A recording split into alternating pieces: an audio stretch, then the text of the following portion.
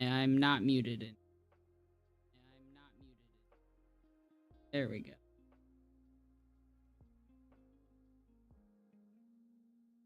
Do you hear the music? Or did that not work?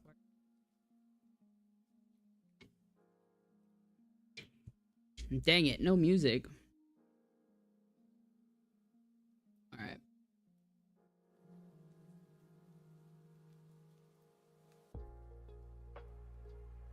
Go bad now.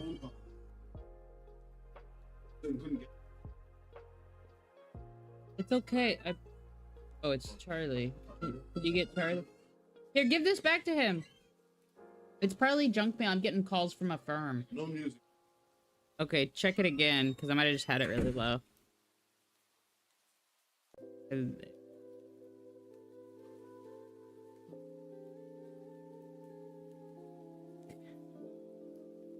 Hello, everyone popping in. Was trying to turn it up. Is that good? How's that? Okay. There we go. Got a little bit background noise. And I'm gonna be reading Anarchism or Socialism today by Stalin. Which I've read part of this before, but I haven't gotten all the way through it, so I'm excited to get through it with everyone.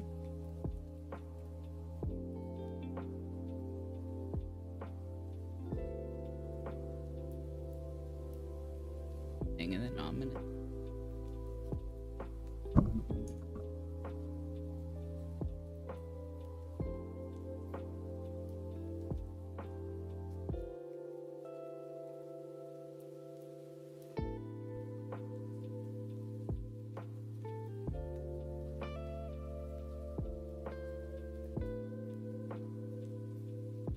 Okay.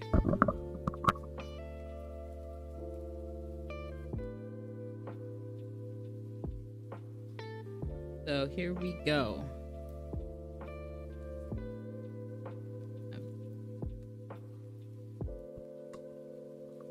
Okay, so today we are reading Anarchism or Socialism by Joseph Stalin.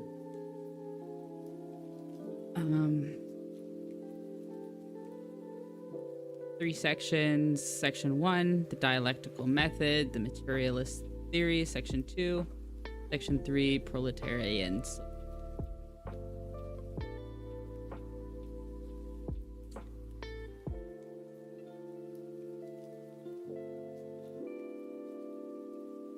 I think that's by Stalin. So we'll read it. The hub of modern life. The hub of modern social life is the class struggle. In the course of this struggle, each class is guided by its own ideology. Bourgeoisie has its own ideology, so-called liberalism, a favorite of ours. Not. The proletariat also has its own ideology. This, as is well known, is socialism.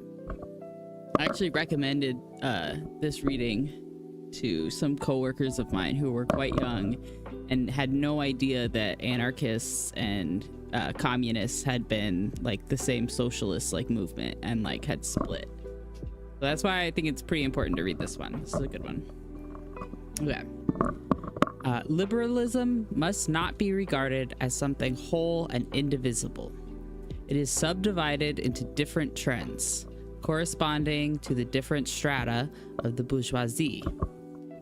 Nor is socialism whole and indivisible. In it, there are also different trends. We shall not here examine liberalism. That task had better be left for another time. We want to acquaint the reader only with socialism and its trends. What was that? Hello, what's up? That task had better be left for another time. We want to acquaint the reader only with socialism and its trends. We think that he will find this more interesting. I certainly will.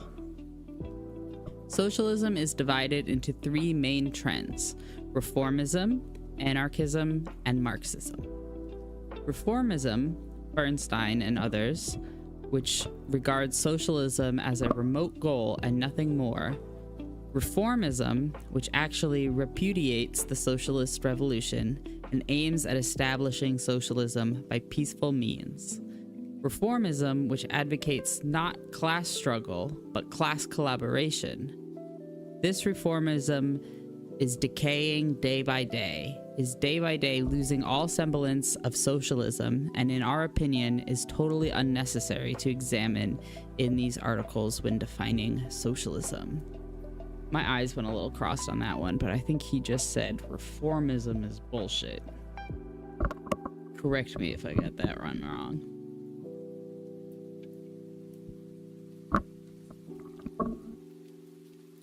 Okay.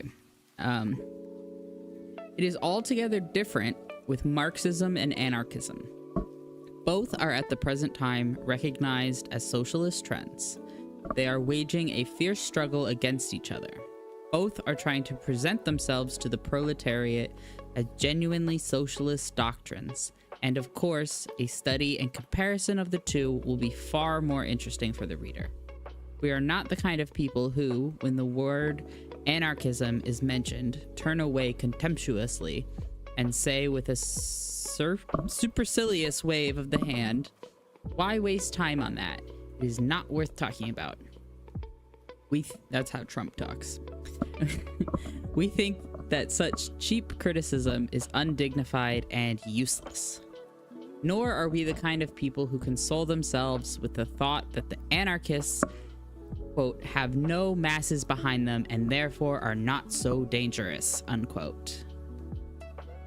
Oh, I got that a follow. Heck yeah. Welcome, welcome. Okay, where was I? Nor we.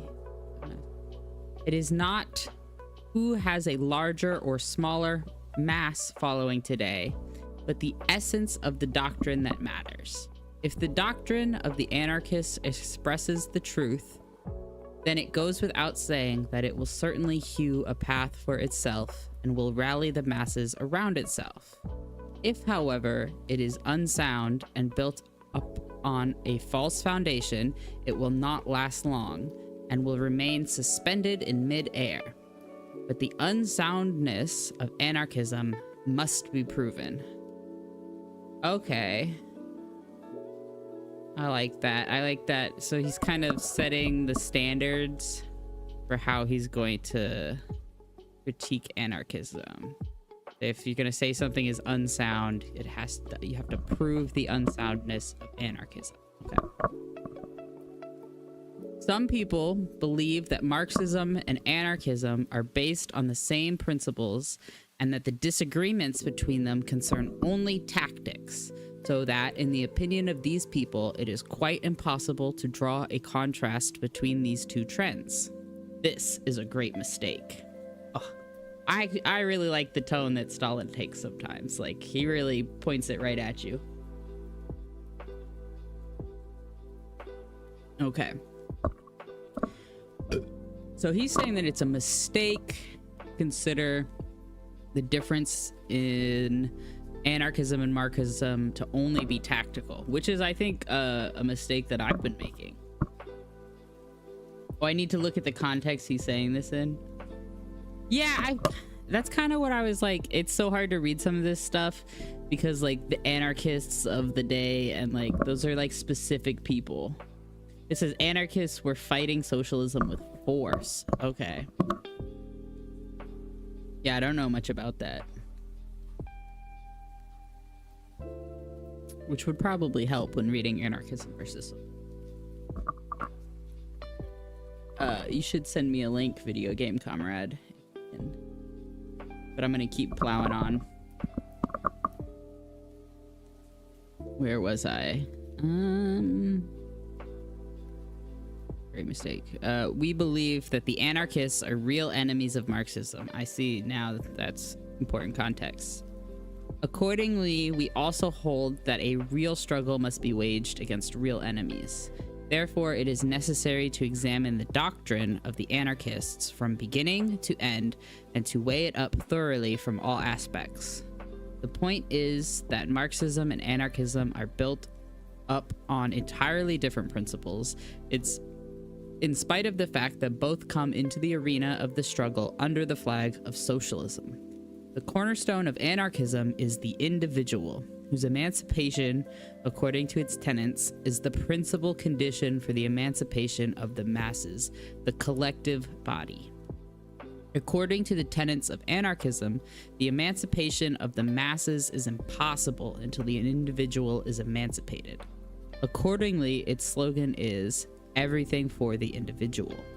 The cornerstone of Marxism, however, is the masses, whose emancipation, according to its tenets, is the principal condition for the emancipation of the individual.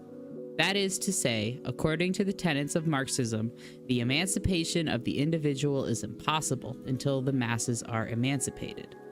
Accordingly, its slogan is everything for the masses. Clearly, we have here two principles, one negating the other and not merely disagreements on tactics. The object of our articles is to place these two opposite principles side by side to compare Marxism with anarchism and thereby throw light on their respective virtues and defects. I don't know why that word tripped me up. Defects.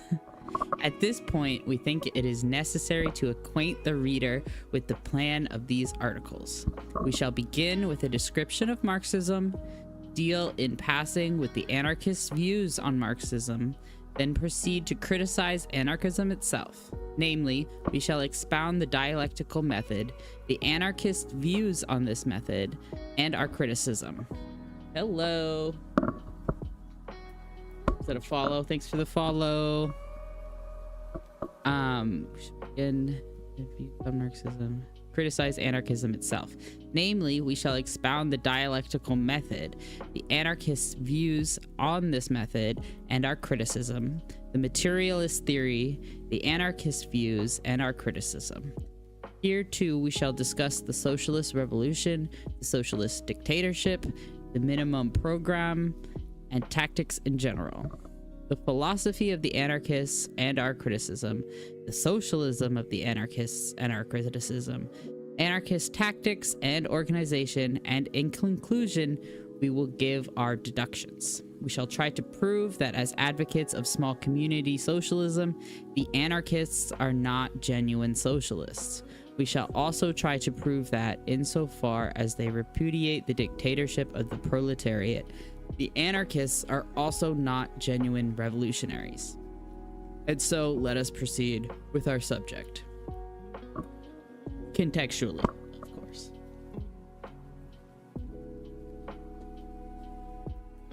Oh, fix my legs. Section 1. The dialectical method. And we have a quote from Marx. Everything in the world is in motion. Life changes, productive forces grow, old relations collapse.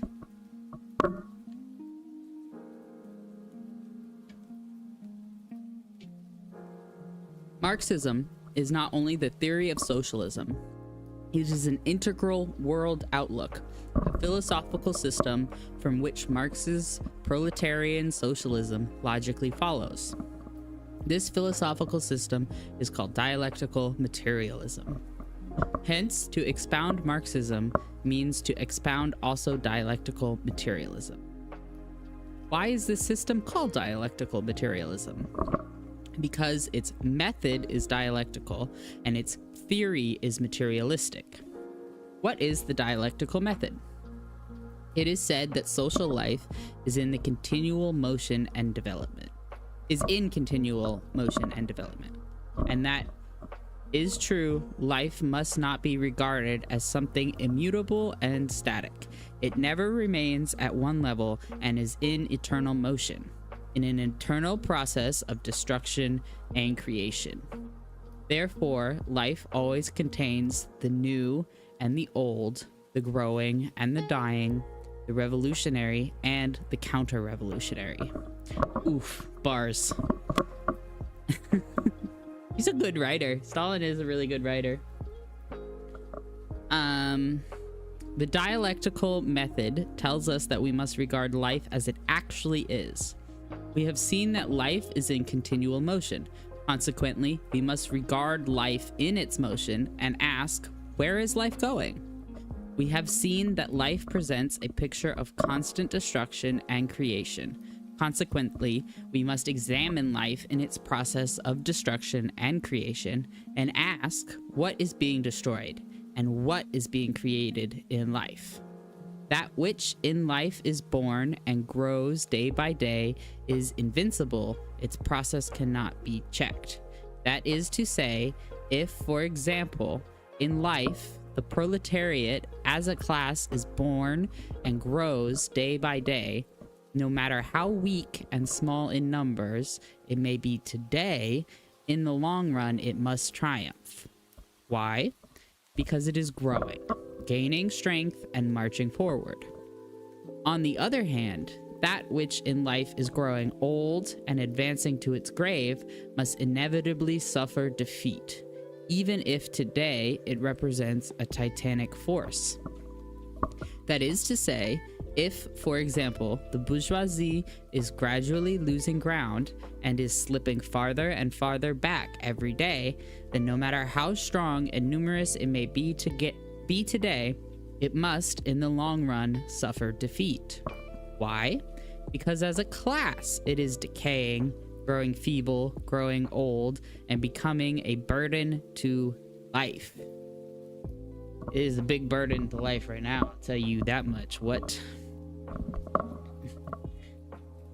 Hence arose the well-known dialectical proposition. All that which really exists, i.e., all that which grows day by day, is rational, and all that which decays day by day is irrational, and consequently cannot avoid defeat.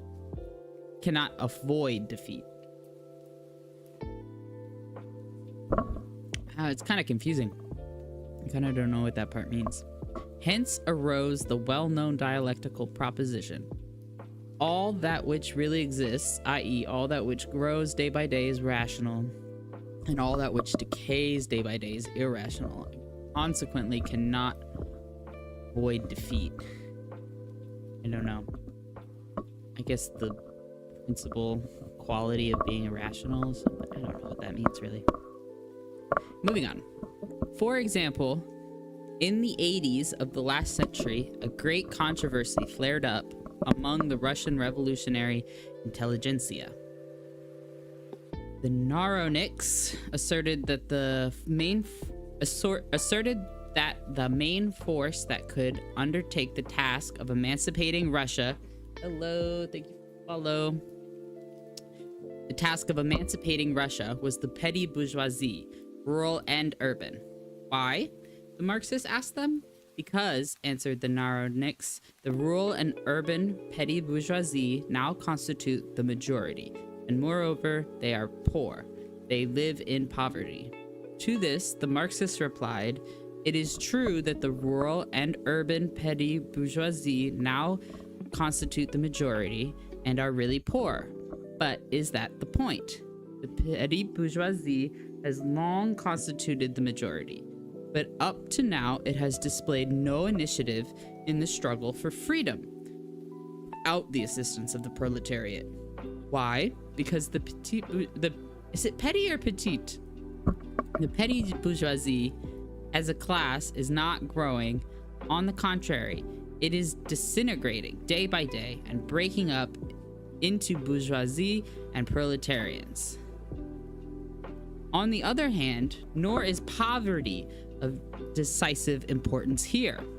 Of course, tramps are poorer than the petty bourgeoisie, but nobody will say that they can undertake the task of emancipating Russia. Ah, yes. The dollar amount doesn't actually matter. That's not your relation to your class. It's how much money you have and number points. As you see, the point is not which class today constitutes the majority or which class is poorer, but which class is gaining strength and which is decaying. And as the proletariat is the only class which is steadily growing and gaining strength, which is pushing social life forward and rallying all the revolutionary elements around itself. Our duty is to regard it as the main force in the present-day movement, join its ranks, and make its progressive strivings our strivings. That is how the Marxists answered. Obviously, the Marxists looked at life dialectically, whereas the Narodniks argued metaphysically. They pictured social life as having become static at a particular stage. That is how the dialectical method looks upon the development of life. But there is movement and movement. There was movement in social life during the December days, when the proletariat, strengthening its back, stormed arms depots and launched an attack upon reaction. But the movement of preceding years, when the proletariat, under the conditions of peaceful development, limited itself to individual strikes and the formation of small trade unions, must also be called social movement. I wish I knew more about Russian history or context. Clearly, movement assumes different forms. And so the dialectical method says that movement has two forms, the evolutionary and the revolutionary form. Movement is evolutionary when the progressive elements spontaneously continue their daily activities and introduce minor quantitative changes into the old order. Movement is revolutionary when the same elements combine, becoming imbued with a single idea and sweep down upon the enemy camp with the object of uprooting the old order and of introducing qualitative changes in life, of establishing a new order. Evolution prepares for revolution and creates the ground for it. Revolution consummates the process of evolution and facilitates its further activity. Similar processes take place in nature. The history and science shows that the dialectical method is a truly scientific method, from astronomy to sociology. In every field, we find confirmation of the idea that nothing is eternal in the universe. Everything changes, everything develops. Consequently, everything in nature must be regarded from the point of view of movement, development. And this means that the spirit of dialectics permeates the whole of present-day science. As regards the forms of movement, as regards the fact that according to dialectics, minor quantitative changes sooner or later lead to major qualitative changes. This law applies with equal force to the history of nature. Mendeleev's periodic system of elements clearly shows how very important in the history of nature is the emergence of qualitative changes out of quantitative changes. The same thing is shown in biology by the theory of neo-Lamarckism, to which neo-Darwinism is yielding place. We shall say nothing about other facts on which F. Engels has thrown sufficiently full light into his anti-Dühring. Such is the content of the dialectical method. Stalin really liked science, I believe. And I said quantitative and qualitative so many times that I have to go look up the definition difference between them because they went all soupy in my brain. Qualitative versus quantitative. Qualitative.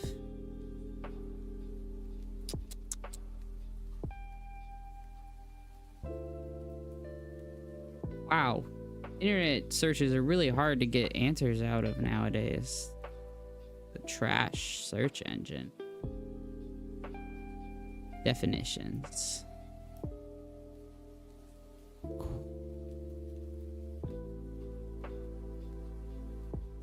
Difference. Oh my god, I can't even.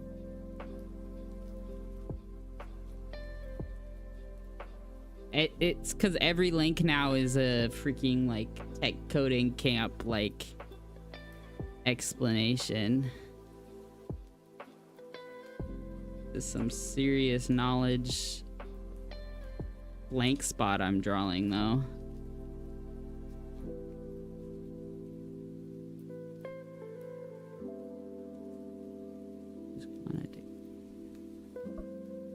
Qualitative research explores non-numerical data, focusing on understanding experiences, opinions, and meanings through methods like interviews and observations. Quantitative research, on the other hand, deals with numerical data using statistical analysis. Okay. Qualitative is non-numerical. Quantitative is the numerical one. Okay.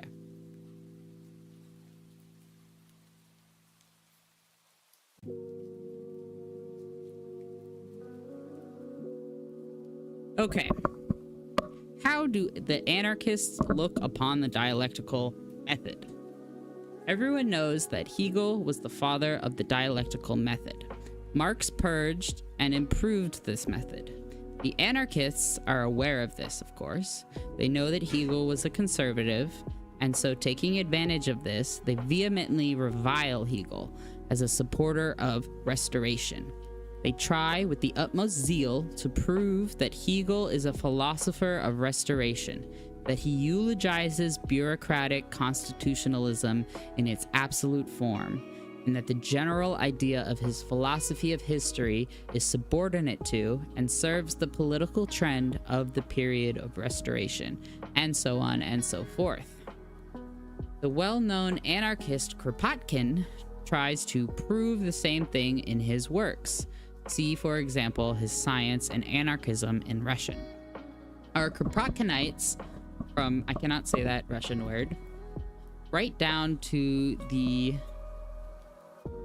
something with all voice echo. He's saying everyone echoes Kropotkin. Okay.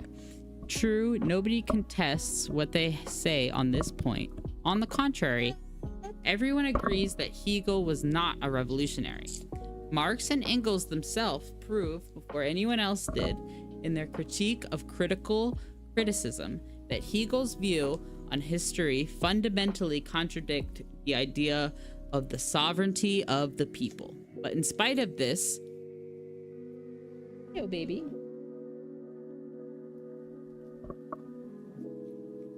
In spite of this, the anarchists go on trying to prove and deem it necessary to go on day in and day out trying to prove that Hegel was a supporter of restoration.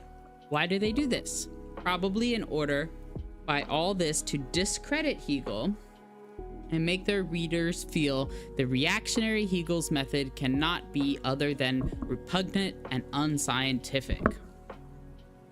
Okay, so they're basing their critique of dialectics on Hegel, being like, oh, you can't even use it.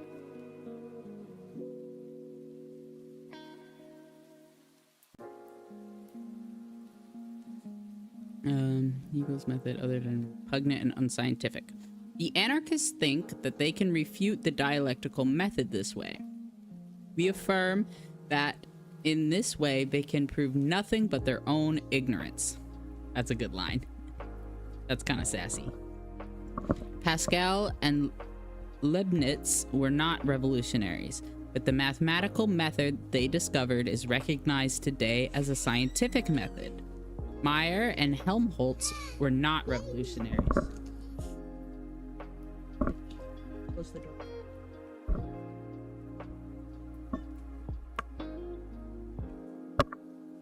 Let's make it a video. Yeah, I'm making a video. Do you think you could give me some time? Quiet. Just for a second. You can say hi, and then you can go play. Okay.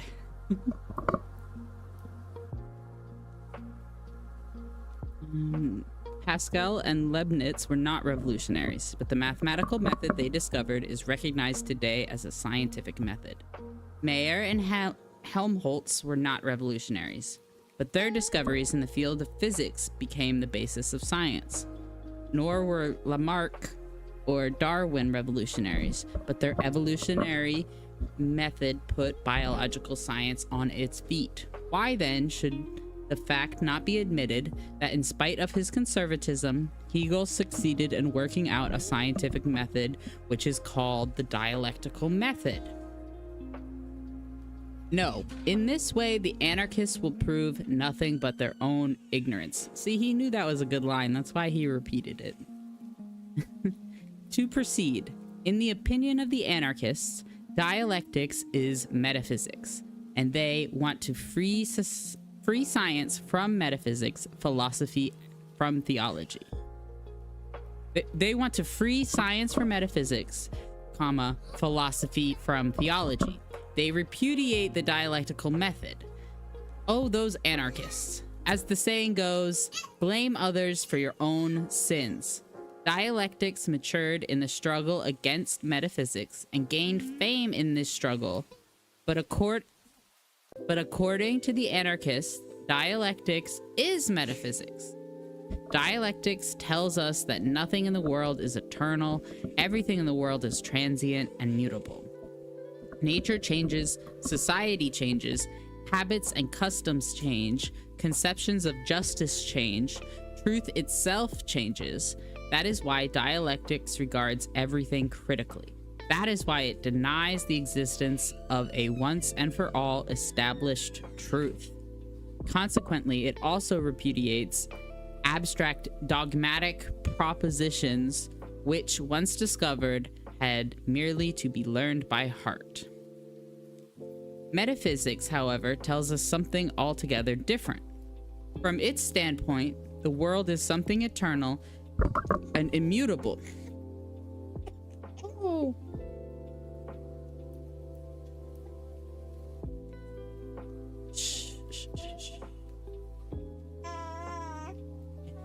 It has been once and for all determined by someone or something.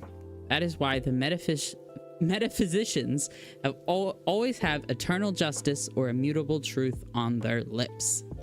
Proudhon, the father of the anarchists, said that there existed in the world an immutable justice, determined once and for all, which must be made the basis of future society. That is why Proudhon has been called a metaphysician. Marx fought Proudhon with the aid of the dialectical method and proved that since everything in the world changes, justice must also change, and that consequently, immutable justice is metaphysical nonsense. The Georgian principles of the metaphysician Proudhon, however, keep reiterating that Marx's dialectics is metaphysics. Metaphysics recognizes various nebulous dogmas, such as, for example, the unknowable, the thing in itself, and, in the long run, passes into empty theology. In contrast to Proudhon and Spencer, Engels combated these dogmas with the aid of the dialectical method. But the anarchists, the disciples of Proudhon and Spencer, tell us that Proudhon and Spencer were scientists, whereas Marx and Engels were metaphysicians. One of two things. Either the anarchists are deceiving themselves, or else they do not know what they are talking about. He was really going off on the anarchists of his time. At all events, it is beyond doubt that the anarchists confuse Hegel's metaphysical system with his dialectical method. Needless to say, Hegel's philosophical system, which rests on the immutable idea, is from beginning to end metaphysical. But it is also clear that Hegel's dialectical method, which repudiates all immutable ideas, is from beginning to end scientific and revolutionary. That is why Karl Marx, who subjected Hegel's metaphysical system to devastating criticism, at the same time praised his dialectical method, which, as Marx said, lets nothing impose upon it and is in its essence critical and revolutionary. That is why Engels sees a big difference between Hegel's method and his system. Whoever placed the chief emphasis on the Hegelian system could be fairly conservative in both spheres. Whoever regarded the dialectical method as the main thing could belong to the most extreme opposition, both in politics and religion. The anarchists fail to see this difference and thoughtlessly maintain that dialectics is metaphysics. To proceed, the anarchists say that the dialectical method is subtle word weaving, the method of sophistry,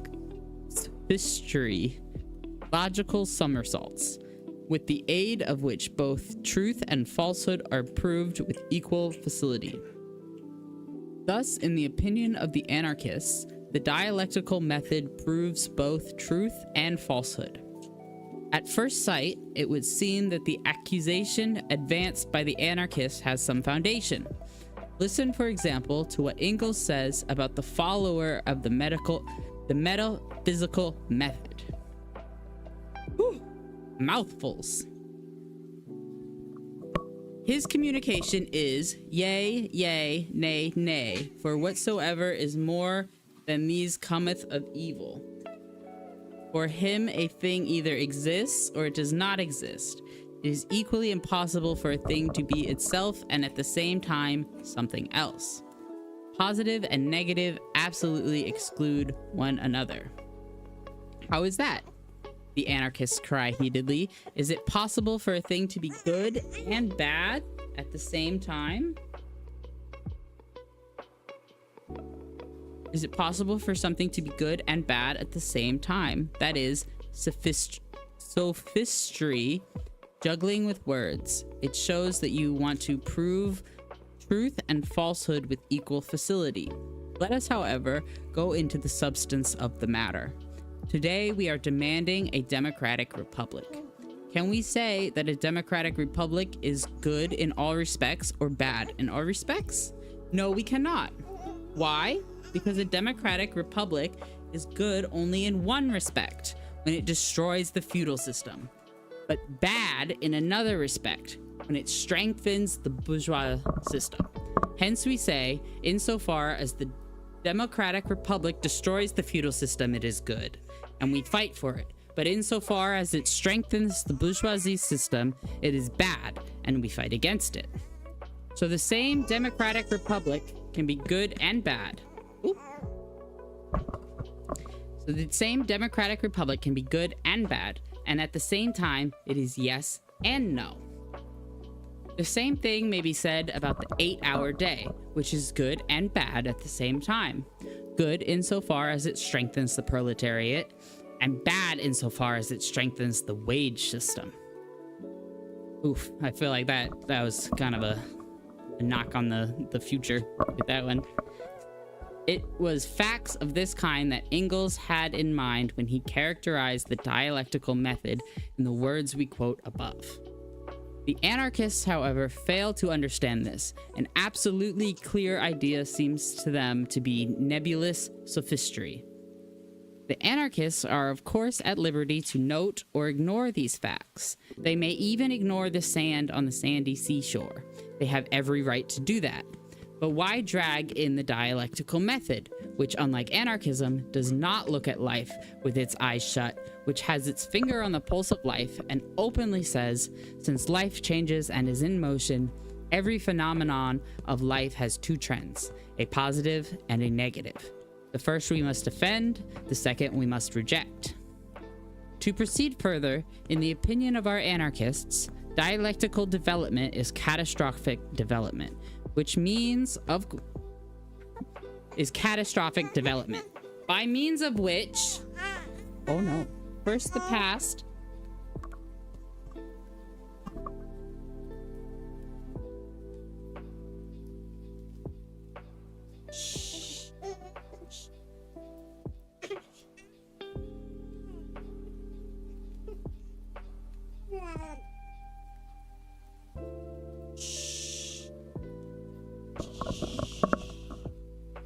where was I? First we must defend, the second we must reject. To proceed further, in the opinion... Oh. I have a little baby crying. I might need to take a break plowing through. Or maybe just... Okay.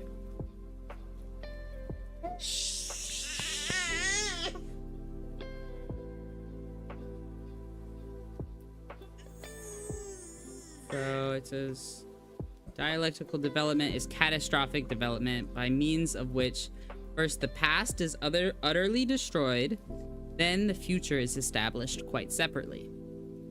Cuvier's cataclysms were due to unknown causes, but Marx and Engels' catastrophes are engendered by dialectics. In another place, the same author writes, Marxism rests on Darwinism and treats it uncritically. Now listen. Cuvier rejects Darwin's theory of evolution. He recognizes only cataclysms, and cataclysms are unexpected upheavals due to unknown causes. The anarchists say that the Marxists adhere to Cuvier's view and therefore repudiate Darwinism. Darwin rejects Cuvier's cataclysms. He recognizes gradual evolution. But the same anarchists say that Marxism rests on Darwinism and treats it uncritically, i.e., the Marxists repudiate Cuvier's cataclysms. In short, the anarchists accuse the Marxists of adhering to Cuvier's view and at the same time reproach them for adhering to Darwin's and not to Cuvier's view. This is anarchy, if you like. As the saying goes, the sergeant's widow flogged herself. No idea that reference.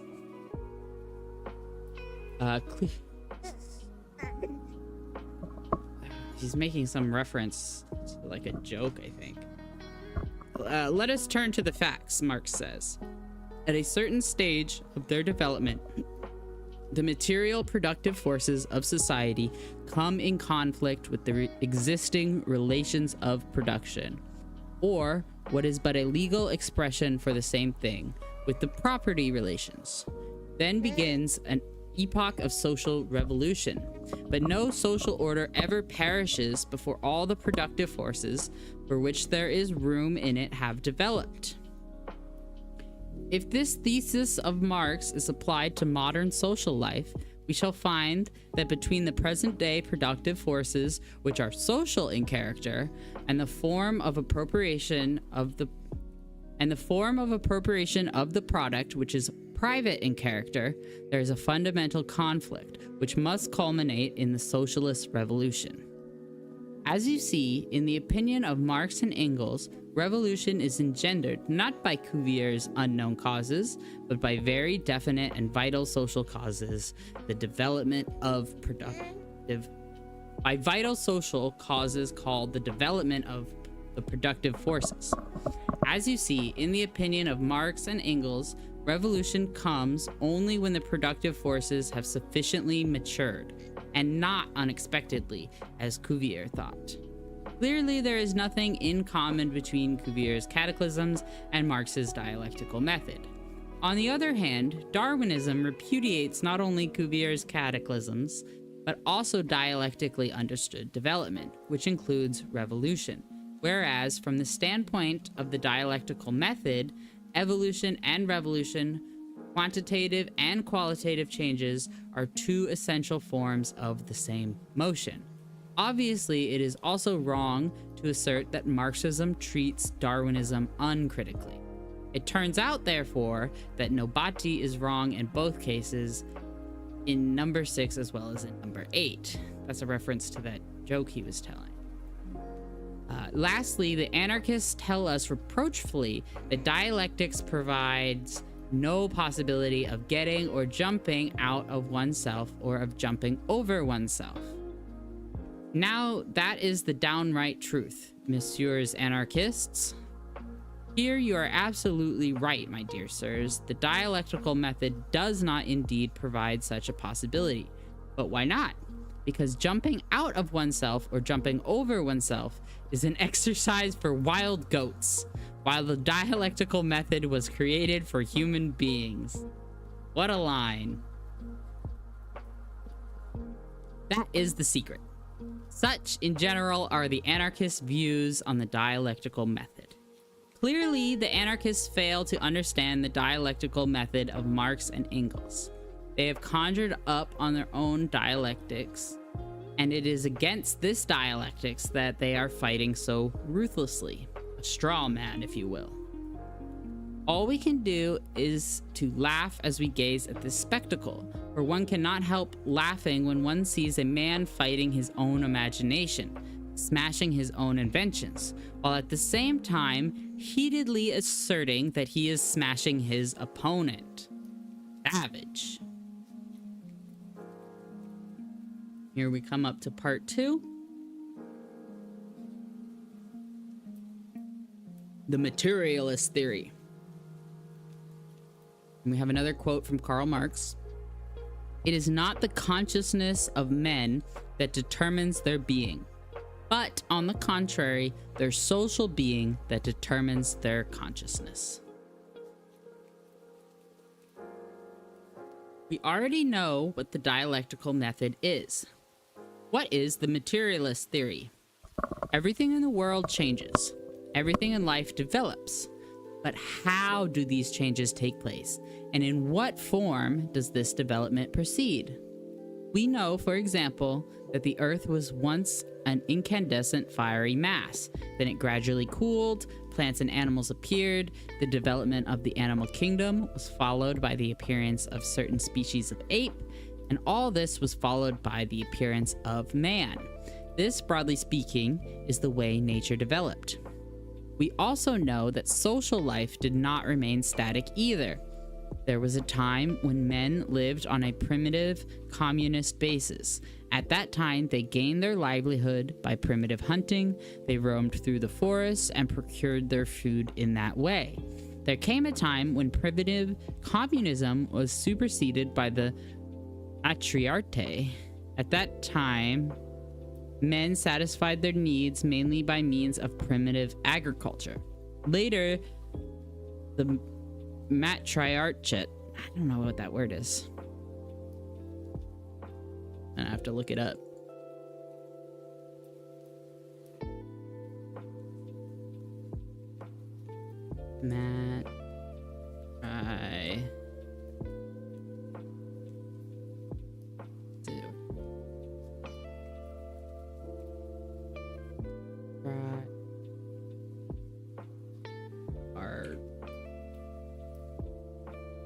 That is matriarch. Oh, okay, it is. It's just the ending is throwing me off. Yeah, it just means matriarchal. Okay. Superseded by the matriarch. At that time, men satisfied their needs mainly by means of primitive agriculture. Later, the matriarchy was superseded by the patriarchy. It's throwing me off. The pronunciation of these is throwing me off. Okay, by the patriarchate, under which men gained their livelihood mainly by cattle breeding. The patriarchate was later superseded by the slave-owning system. At that time, men gained their livelihoods by means of relatively more developed agriculture. The slave-owning system was followed by feudalism, and then after all this came the bourgeois system. That, broadly speaking, is the way social life developed. Yes, all this is well known, but how did this development take place? Did consciousness call forth the development of nature and of society, or, on the contrary, did the development of nature and society call forth the development of consciousness? This is how the materialist theory presents the question. Some people say that nature and social life were preceded by the universal idea, which subsequently served as the basis of their development, so that the development of the phenomena of nature and of social life is, so to speak, the external form, merely the expression of the development of the universal idea. Such, for example, was the doctrine of the idealists, who in course of time split up into several trends. Others say that from the very beginning, there have existed in the world two mutually negating forces, idea and matter, consciousness and being, and that correspondingly, phenomena also fall into two categories, the ideal and the material, which negate each other and contend against each other. so that the development of nature and society is a constant struggle between ideal and material phenomena. Such, for example, was the doctrine of the dualists, who in the course of time, like the idealists, split up into several trends. The materialist theory utterly repudiates both dualism and idealism. Of course, both ideal and material phenomena exist in the world, but this does not mean that they negate each other. On the contrary, the ideal and the material sides are two different forms of one and the same nature or society. The one cannot be conceived without the other. They exist together, developed together. And consequently, we have no grounds whatsoever for thinking that they negate each other. Thus, so-called dualism proves to be unsound. A single and indivisible nature expressed in two different forms, material and ideal. A single and indivisible social life expressed in two different forms, material and ideal.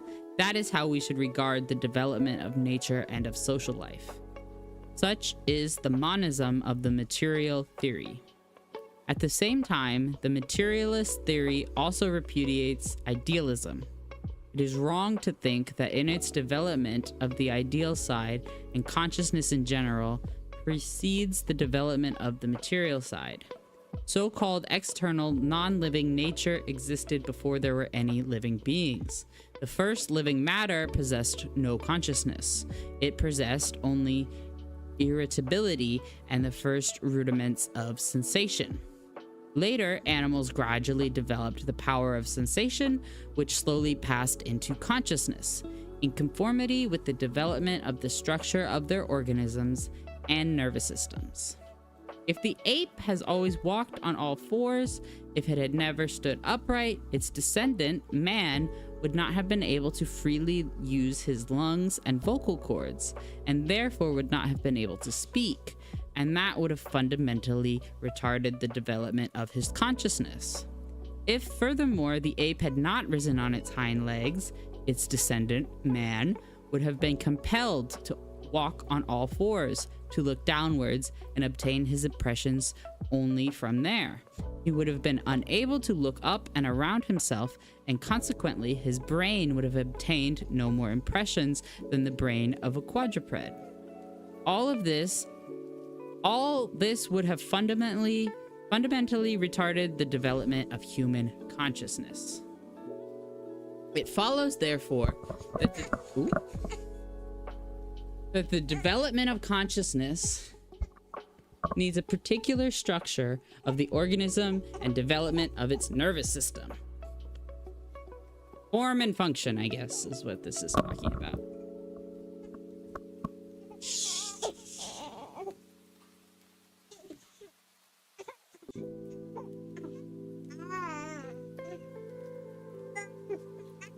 Okay.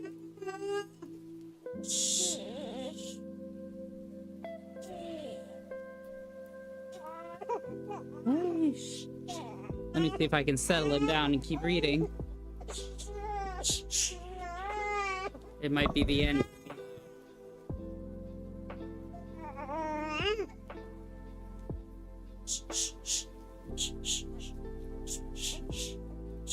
Okay. Okay. Gonna get through this text, little baby.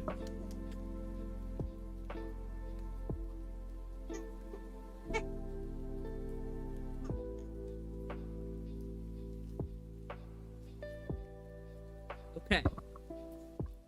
It follows, therefore, that the development of the ideal side, the development of consciousness, is preceded by the development of the material side, the development of the external conditions. They're saying the conditions make the reality. Okay.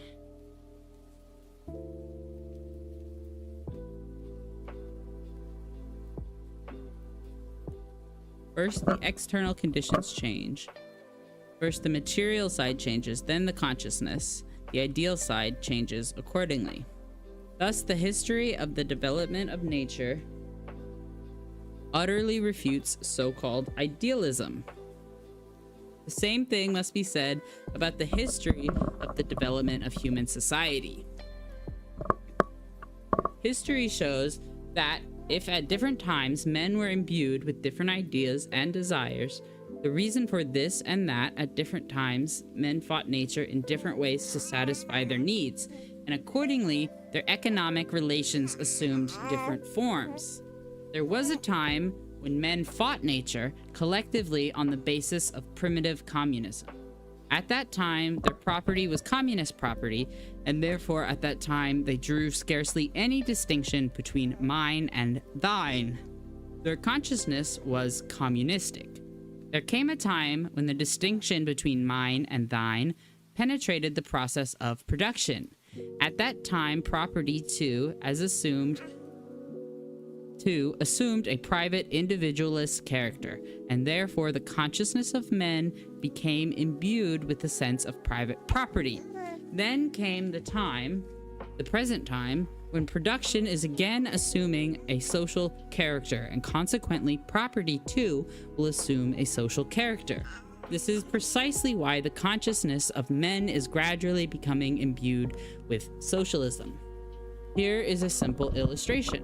Let us take a shoemaker who owned a tiny workshop, but who, unable to withstand the competition of big manufacturers, closed his workshop and took a job at, say, Dekhanov's shoe factory in Tiflis. He went to work at this factory, not with the view to becoming a permanent wage worker, but with the object of saving up some money, of accumulating a little capital to enable him to reopen his workshop. As you see, the position of this shoemaker is already proletarian, but his consciousness is still non-proletarian. It is thoroughly petty bourgeoisie. In other words, this shoemaker has already lost his petty bourgeois position. It has gone, but his petty bourgeois consciousness has not yet gone. It is lagged behind his actual position. Clearly, here too in social life, first the external conditions change. First the conditions of men change, then their consciousness changes accordingly. But let us return to our shoemaker. As we already know, he intends to save up some money and then reopen his workshop. This proletarianized shoemaker goes on working, but finds that this is a very difficult matter to save money, because what he earns barely suffices to maintain an existence. Moreover, he realizes that the opening of a private workshop is, after all, not so alluring. The rent he will have to pay for the premises, the caprices of customers, shortage of money, the competition of big manufacturers, and similar worries. Such are the many troubles that torment the private workshop owner. On the other hand, the proletarian is relatively freer from such cares. He is not troubled by customers or by having to pay rent for the premises. He goes to the factory every morning, calmly goes home in the evening, and calmly pockets his pay on Saturdays. Here, for the first time, the wings of our shoemaker's petty bourgeoisie dreams are clipped. Here, for the first time, proletarian strivings awaken in his soul. Time passes, and our shoemaker sees that he has not enough money to satisfy his most essential needs. That what he needs very badly is a rise in wages. At the same time, he hears his fellow workers talking about unions and strikes. Here, our shoemaker realizes that in order to improve his conditions, he must fight the masters and not open a workshop of his own. He joins the union, enters the strike movement, and soon become imbued with socialist ideas. Thus, in the long run, the change in the shoemaker's material conditions was followed by a change in his consciousness. First, his material conditions changed, and then, after a time, his consciousness changed accordingly. The same must be said about classes and about society as a whole. In social life, too, first the external conditions change. First the material conditions change, and then the ideas of men, their habits and customs, and their world outlook change accordingly.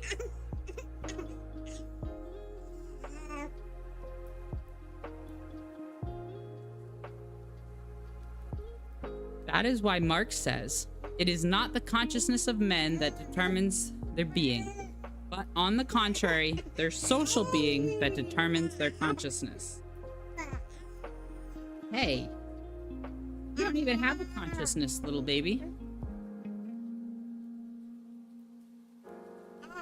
If we can call the material side the external conditions, being and other phenomena of the same kind, the content, then we can call the ideal side, consciousness and other phenomena of the same kind, the form. Content and the form. Hence arose the well-known materialist proposition. In the process of development, content precedes form. Form lags behind content. And as, in Marx's opinion, economic development is the material foundation of social life, its content, while legal, political, and religious philosophical development is the ideological form of this content, its superstructure,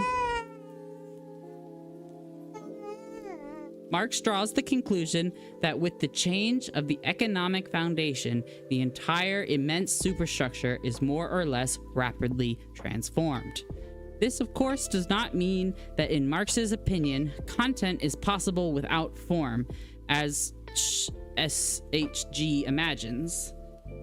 Content is impossible without form, but the point is that since a given form lags behind its content, it never fully corresponds to this content.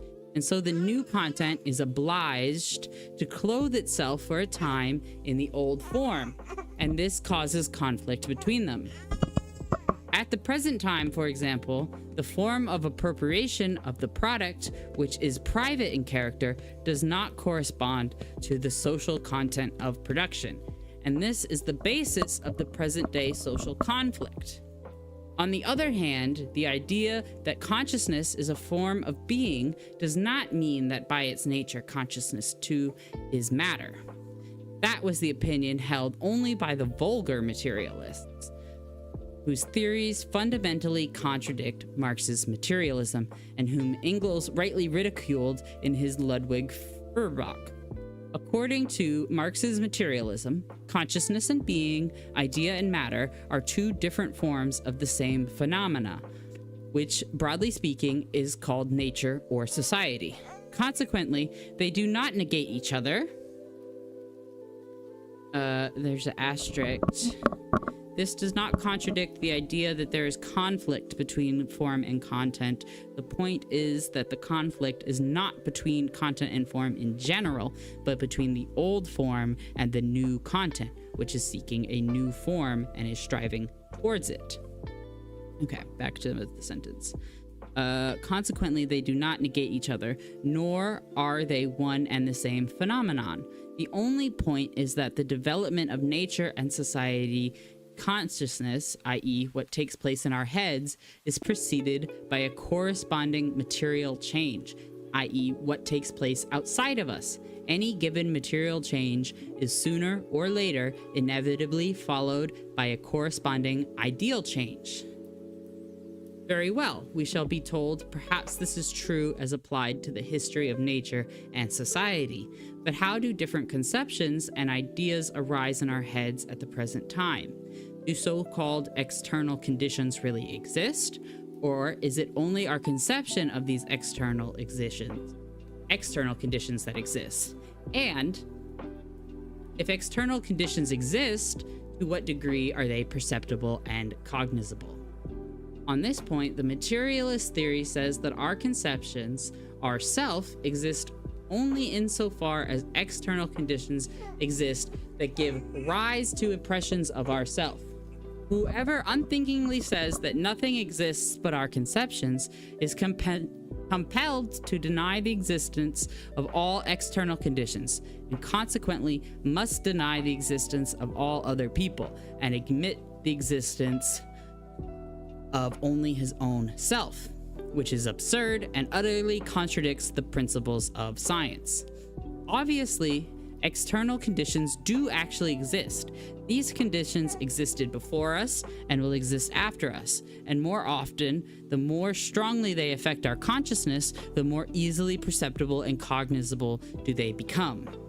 As regards to the question as to how different conceptions and ideas arise in our heads at the present time, we must observe that here we have a repetition in brief of what takes place in the history of nature and society.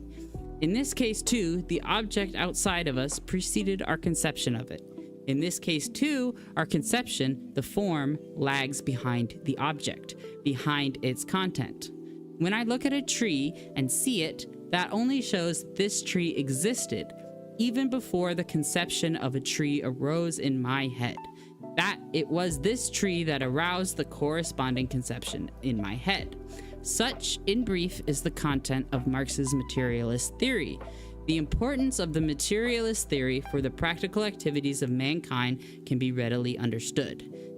If the economic conditions change first, and the consciousness of men undergoes a corresponding change later, it is clear that we must seek the grounds for a given ideal, not in the minds of men, not in their imaginations, but in the development of their economic conditions.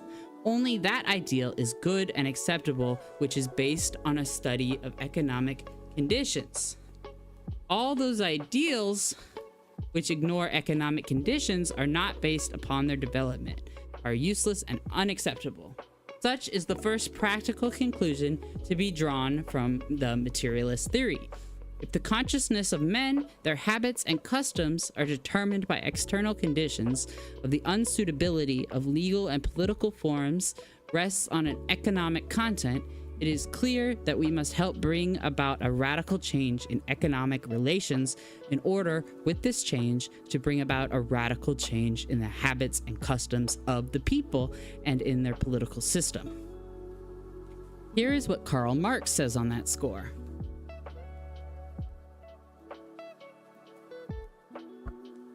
No great acumen is required to perceive the necessary interconnection of materialism with socialism. If man constructs all his knowledge, perceptions, etc.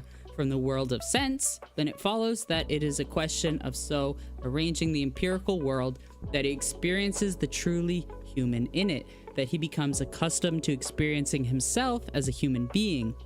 If man is unfree in the materialist sense, that is, free not by reason of the negative force of being able to avoid this or that, but by the reason of the positive power to assert his true individuality, then one should not punish individuals for crimes, but rather destroy the antisocial breeding places of crimes.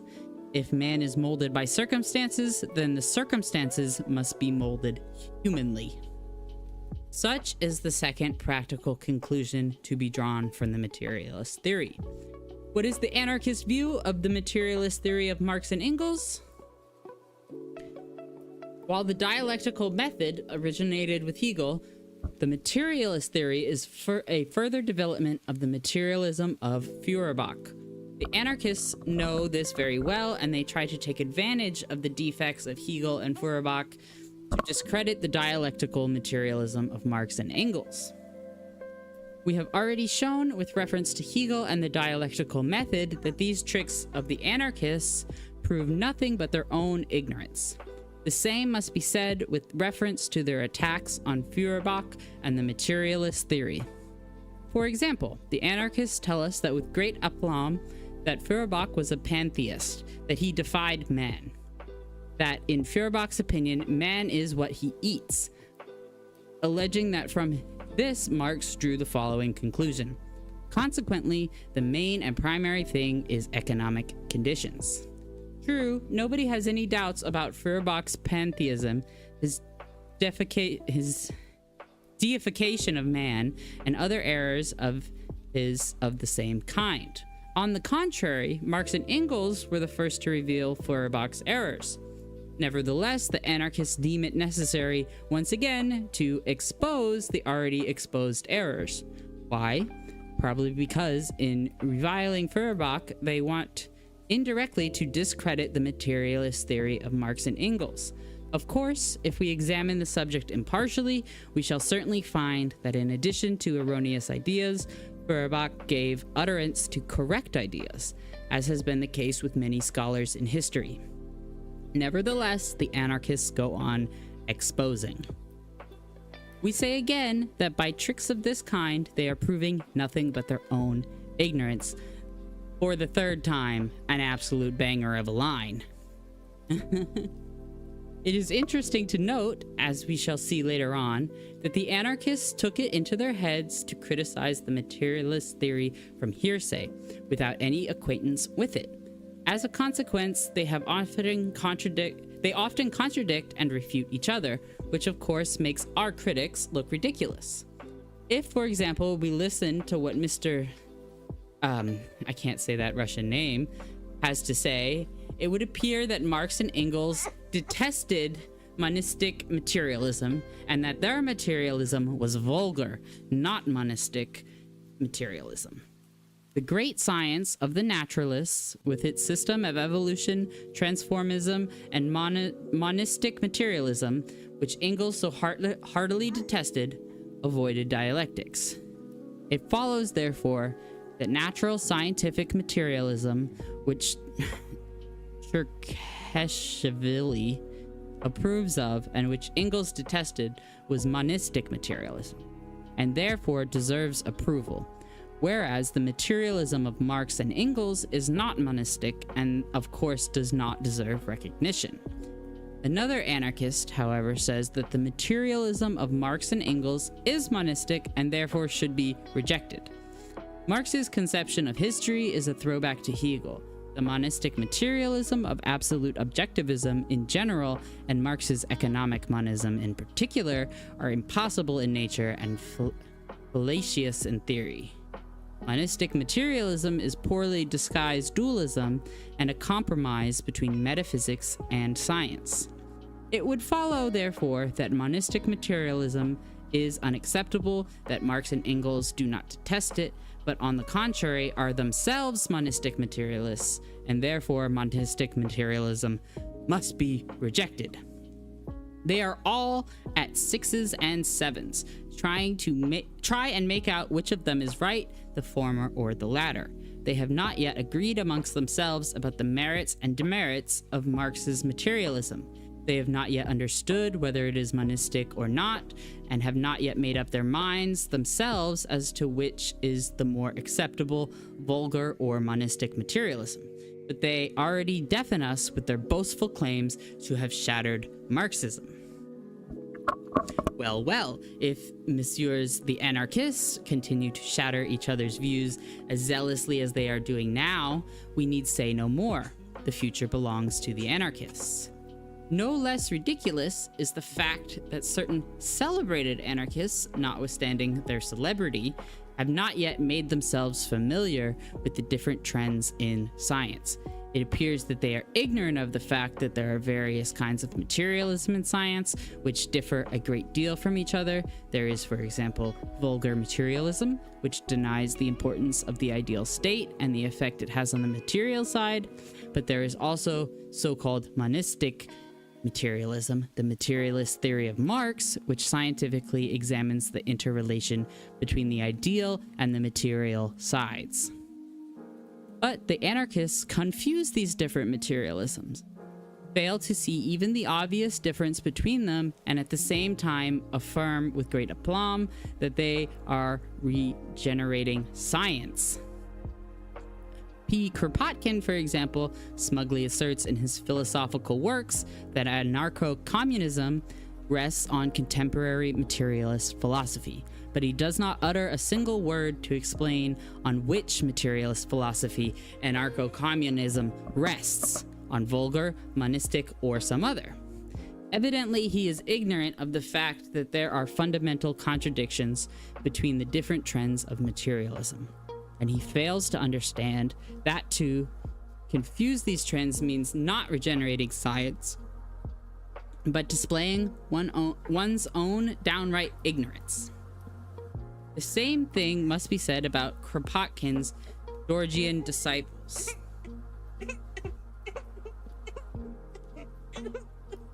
He says, listen to this. In the opinion of Engels and also of Kautsky, Marx rendered mankind a great service in that he, among other things, discovered the materialist conception. Is this true? We do not think so, for we know that all the historians, scientists, and philosophers who adhere to the view that the social mechanism is set in motion by geographic, climatic, telluric, cosmic, anthropological, and biological conditions are all materialists. It follows, therefore, that there is no difference whatever between the materialism of Aristotle and Holbach or between the materialism of Marx and Molschott. This is criticism, if you like. And people whose knowledge is on such a level have taken it into their heads to renovate science. Indeed, it is an apt saying. It is a bad outlook when a cobbler begins to bake pies. To proceed, our celebrated anarchists heard somewhere that Marx's materialism was a belly theory, so they rebuke us. Marxists saying, in the opinion of Feuerbach, man is what he eats.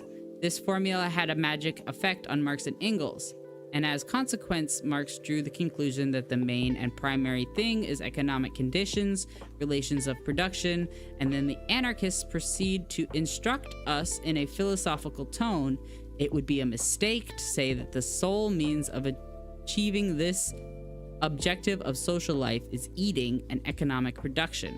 If ideology were determined mainly monistically by eating and economic conditions, then some gluttons would be geniuses.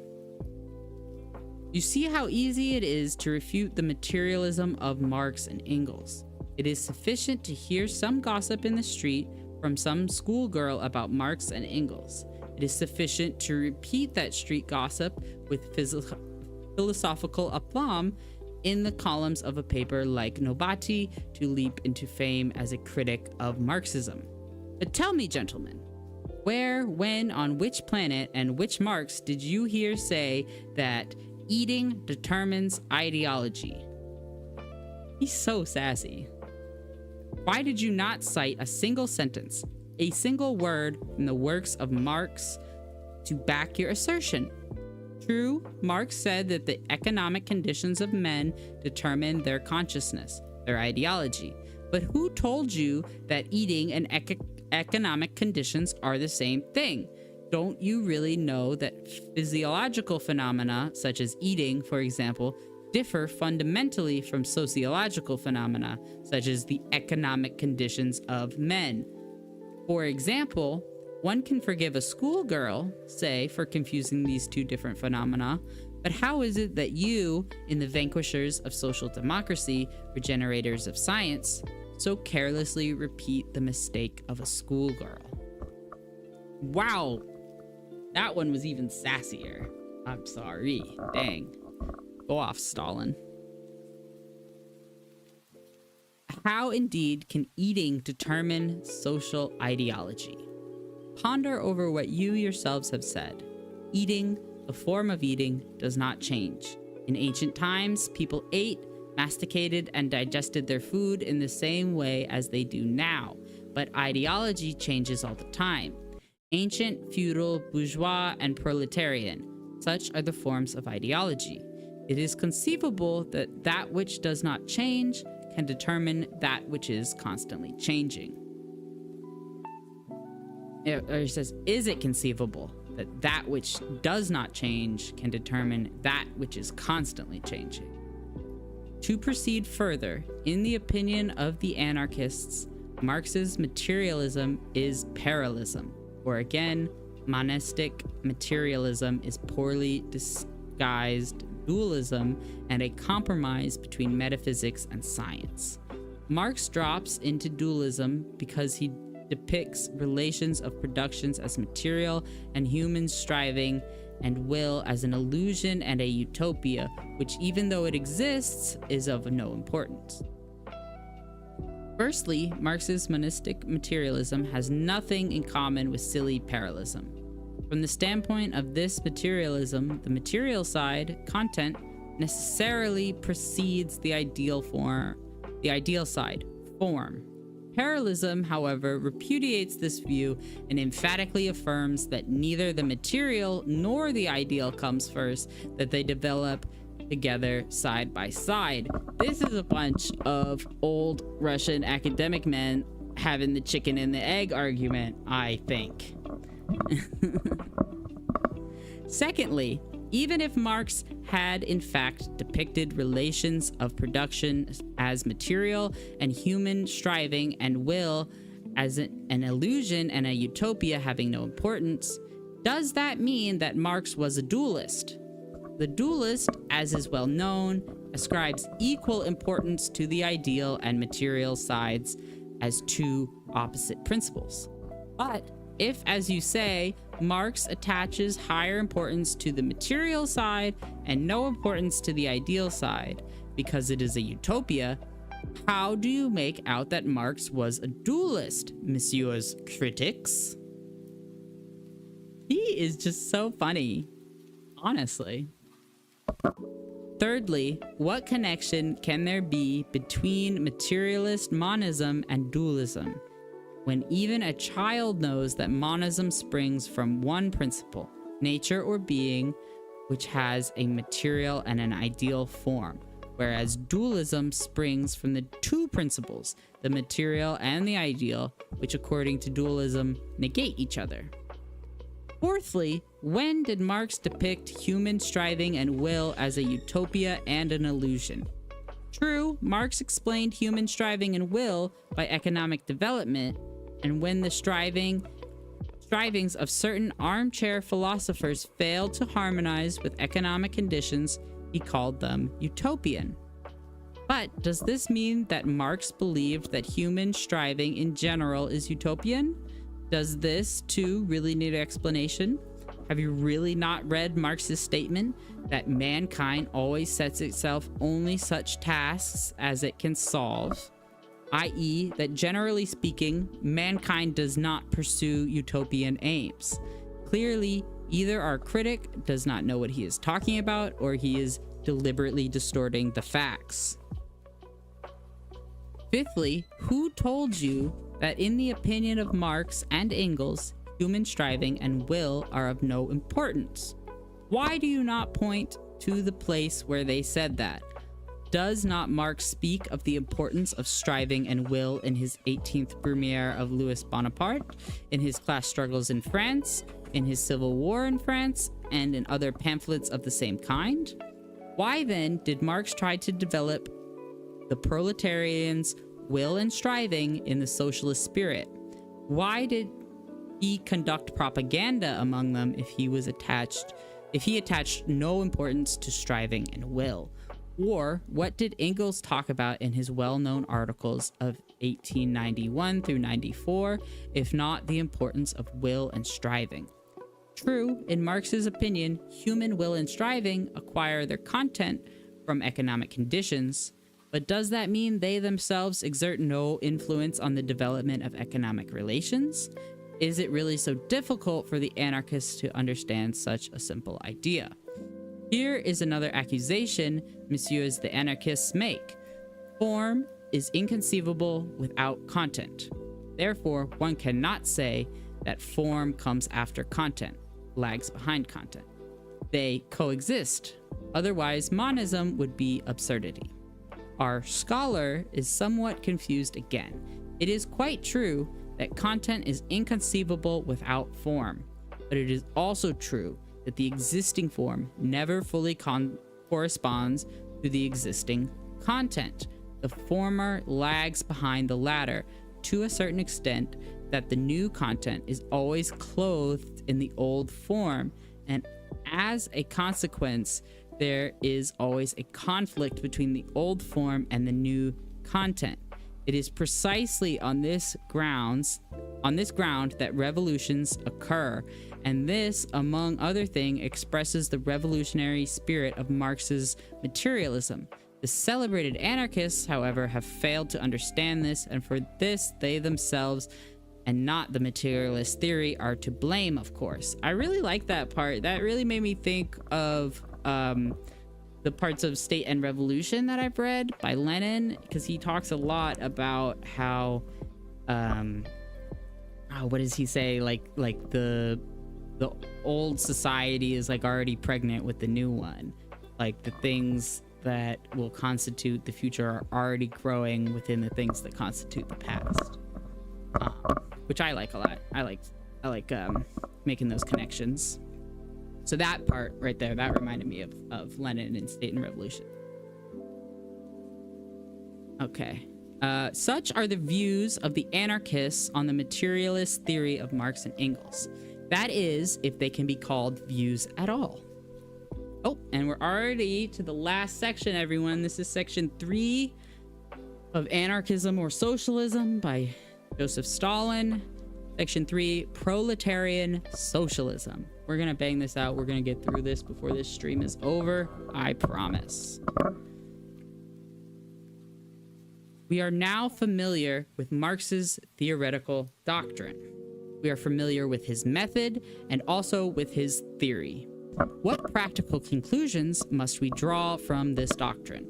What connection is there between dialectical materialism and proletarian socialism? I'm so glad we get to reach the conclusions of all that stuff I just muddled through.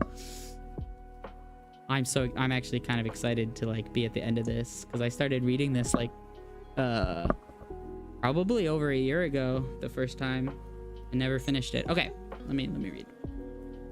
What practical conclusions must we draw from this doctrine? What connection is there between dialectical materialism and proletarian socialism? The dialectical method affirms that only the class which is growing day by day, which always marches forward and fights unceasingly for a better future, can be progressive to the end. Only that class can smash the yoke of slavery. We see that the only class which is steadily growing, which always marches forward and is fighting for the future, is the urban and rural proletariat. Therefore, we must serve the proletariat and place our hopes on it. I wonder what Stalin would say about the growing and development of the lumpen class as it stands. I'd be interested in that.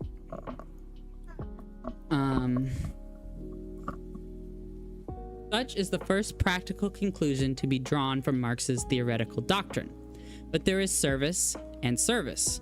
Bernstein also serves the proletariat when he urges it to forget about socialism. Kropotkin also serves the proletariat when he offers it community socialism, which is scattered and has no broad industrial base.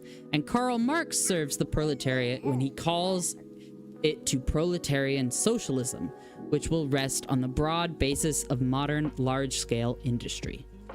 What must we do in order that our activities may benefit the proletariat? How should we serve the proletariat? The materialist theory affirms that a given ideal may be of direct service to the proletariat only if it does not run counter to the economic development of the country, if it fully answers to the requirements of that development. The economic development of the capitalist system shows that present-day production is assuming a social character, that the social character of production is a fundamental negation of existing capitalist property. Consequently, our main task is to help abolish capitalist property and to establish socialist property. And that means the doctrine of Bernstein, who urges that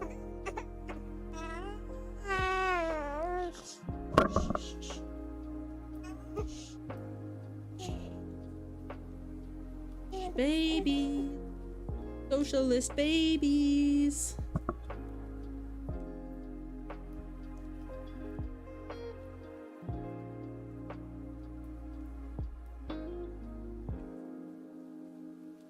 Woo, okay. Where was I?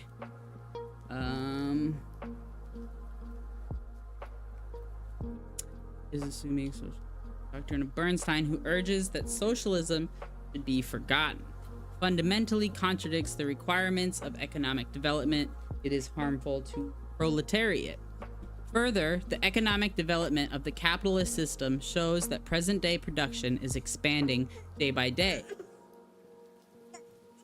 It is not confined within the limits of individual towns and provinces, but constantly overflows these limits and embraces the territory of the whole state.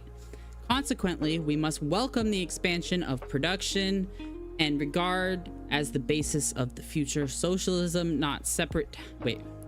We must welcome the expansion of production and regard as the basis of future socialism, not separate towns and communities, but the entire indivisible territory of the whole state, which in future will of course expand more and more. This means that the doctrine advocated by Kropotkin, which confines future socialism within the limits of separate towns and communities, is contrary to the interests of the powerful expansion of production. It is harmful to the proletariat. Yes. Okay, can you go talk to Baba? You want my phone. Where is my phone? You definitely have my phone already. You hear this? Kid comes up to me asking for my phone. He's already got it. You know what I'm saying? If you're hungry, go ask Bubba for a granola bar or something. Okay? Where am I? It is harmful to the proletariat. Fight!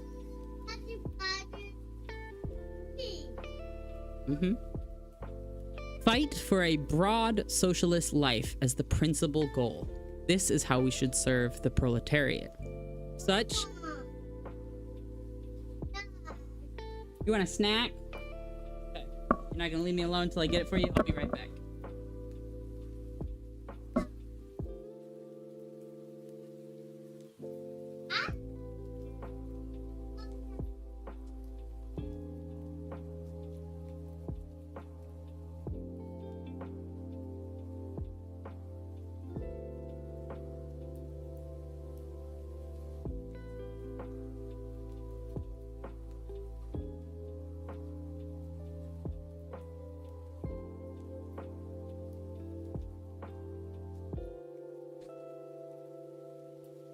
Alrighty.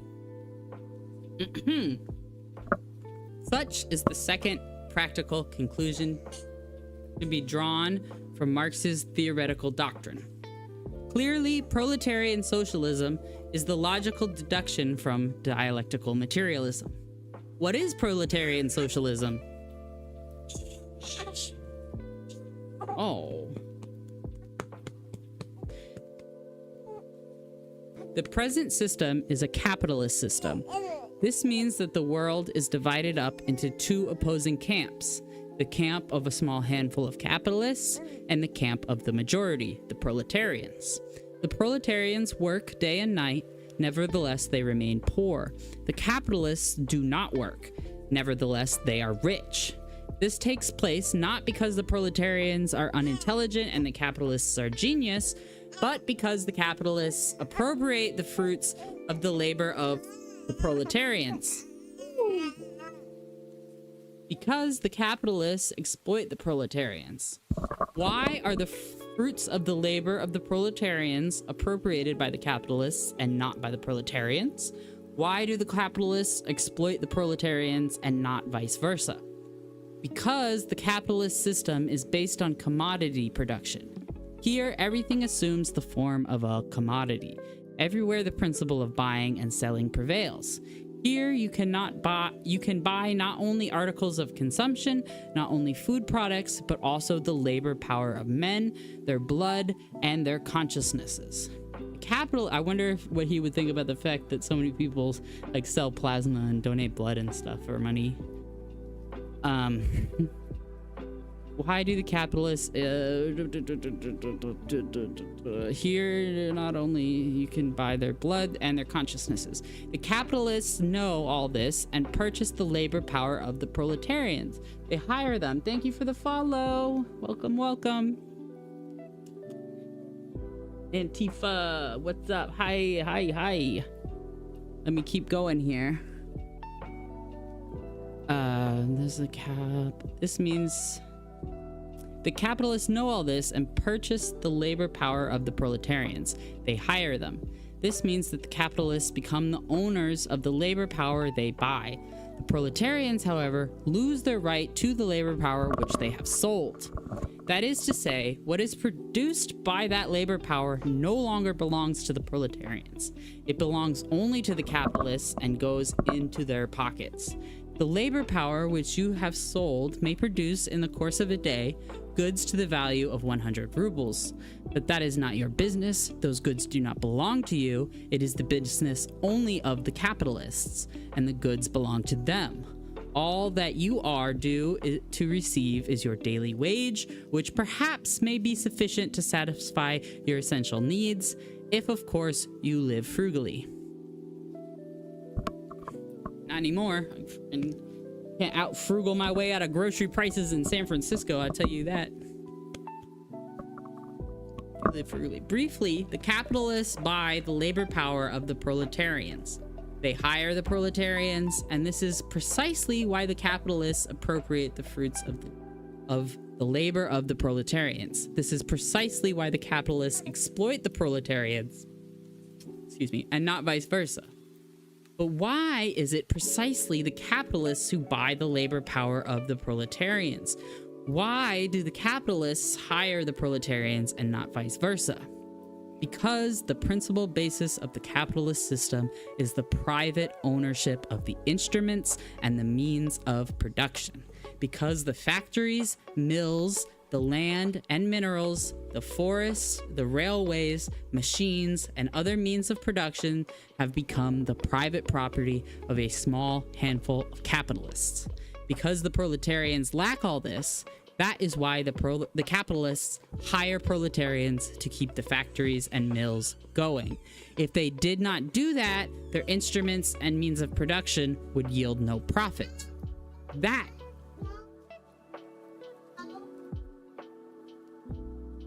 gotta unlock the phone for a kid. Hang on. We're getting to the juicy. Here.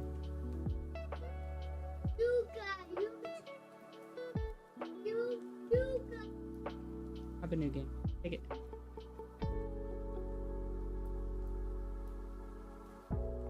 Here. Shh. We're in some juicy meat right now. This is communism right here. Okay. Or socialism, I guess. That is why the capitalists hire proletarians to keep the factories and mills going.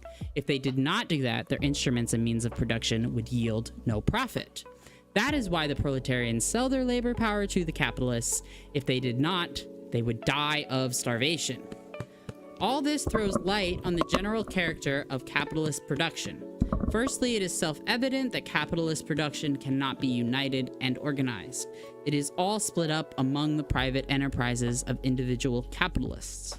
Secondly, it is also clear that the immediate purpose of this scattered production is not to satisfy the needs of the people, but to produce goods for sale in order to increase the profit of the capitalists.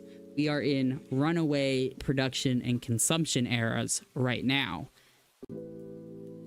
In order to increase the profits of the capitalists. But as every capitalist strives to increase his profit, each one tries to produce the largest possible quantity of goods, and as a result, the market is soon glutted. Prices fall and a general crisis sets in. Thus, crisis, unemployment, suspension of production, anarchy of production, and the like are the direct results of present-day unorganized capitalist production.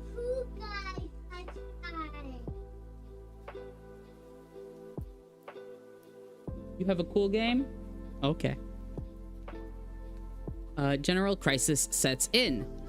Thus, crisis, unemployment, suspension of production, anarchy of production, and the like are the direct Yeah?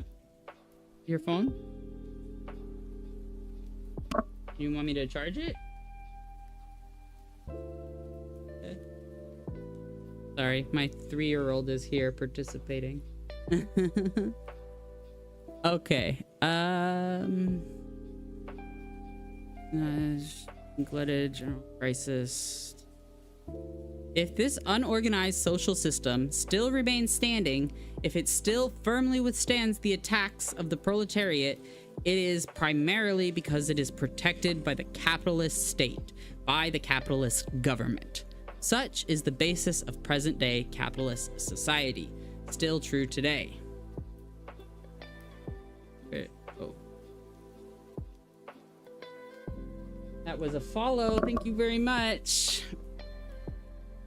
What am I reading? I'm reading Anarchism or Socialism by Joseph Stalin. Yeah, share this stream around. This is the Momrades podcast. So in addition to theory readings, me and my co-host also discuss current events and just, you know, the leftist parenting perspective is here. So let me keep going. There can be no doubt that future society will be built on an entirely different basis. Future society will be socialist society. This means primarily that there will be no classes in that society. There will be neither capitalists nor proletarians, and consequently, there will be no exploitation. In that society, there will only be workers engaged in collective labor. Future society will be socialist society. This means also that with the abolition of exploitation, commodity production, and buying and selling will also be abolished, and therefore there will be no room for buyers and sellers of labor power, for employers and employed. There will be only free workers. Future society will be socialist society. This means, lastly, that in that society, the abolition of wage labor will be accompanied by the complete abolition of the private ownership of the instruments and means of production. There will be neither poor proletarians nor rich capitalists. There will only be workers who collectively own all the land and minerals, all the forests, all the factories and mills, all the railways, etc. As you see, the main purpose of production in the future will be to satisfy the needs of society and not to produce goods for sale in order to increase the profits of the capitalists, which is the worst way to run a society, as we now know. Where there will be no room for commodity production, struggle for profits, etc. It is also clear that future production will be socialistically organized, highly developed production, which will take into account the needs of society and will produce as much as society needs. Here, there will be no room whether for scattered production, competition, crisis, or unemployment. Where there are no classes, where there are neither rich nor poor, there is no need for a state. There is no need for political power, which oppresses the poor and protects the rich. Consequently, in socialist society, there will be no need for the existence of political power. That is why Karl Marx said, as far back as 1846, the working class, in the course of its development, will substitute for the old bourgeois society an association which will exclude classes and their antagonism. There will be no more political power properly so called.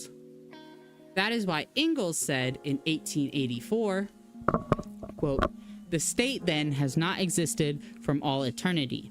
There have been societies that did without it, that had no conception of the state and state power.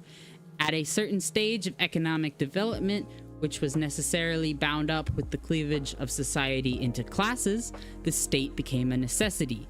We are now rapidly approaching a stage in the development of production at which the existence of these classes not only will have ceased to be a necessity, but will become a positive hindrance to production." What did you ask me for?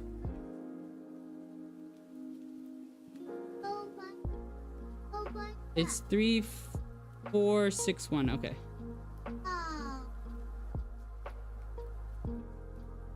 3461. Okay, sorry, I gotta help my kid beat games.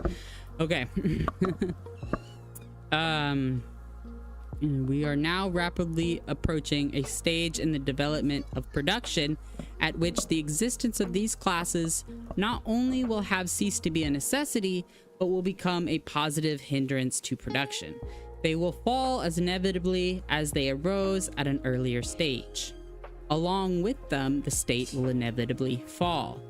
The society that will organize production on the basis of a free and equal association of the producers will put the whole machinery of state where it will then belong, into the Museum of Antiquities, by the side of the spinning wheel and the bronze axe.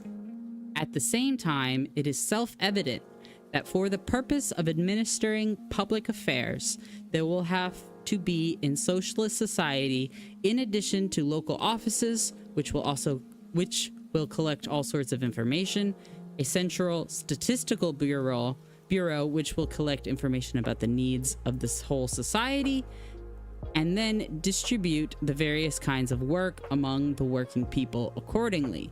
It will also be necessary to hold conferences and particularly congresses, the decisions of which will certainly be binding upon the comrades in the minority until the next Congress is held.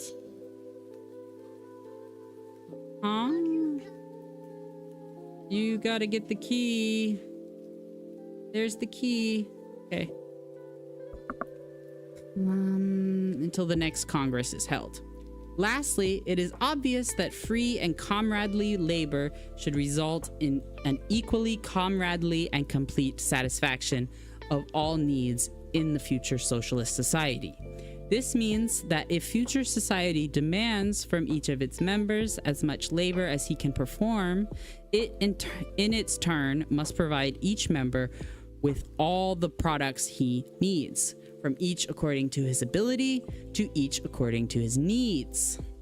Such is the basis upon which the future collectivist system must be created. It goes without saying that in the first stage of socialism, when elements who have not yet grown accustomed to work are being drawn into the new way of life, when the productive forces also will not yet have been sufficiently developed, and there will still be dirty and clean work to do, the application of the principle to each according to his needs will undoubtedly be greatly hindered, and as a consequence, society will be obliged temporarily to take some other path, a middle path. But it is also clear that when future society runs into its groove, when the survivals of capitalism will have been eradicated, the only principle that will conform to socialist society will be the one pointed out above. That is why Marx said in 1875, in a higher phase of communist, i.e. socialist society, after the enslaving subordination of the individual to the division of labor, and therewith also the antithesis between mental and physical labor has vanished, after labor has become not only a means of livelihood, but life's primary want, after the productive forces have also increased with the all-round development of the individual, only then can the narrow horizons of bourgeois law be crossed in its entirety and society inscribed on its banners, from each according to his ability to each according to his needs. Such, in general, is the picture of future socialist society according to the theory of Marx. But this is all very well, but is the achievement of socialism conceivable? Can we assume that man will rid himself of his savage habits?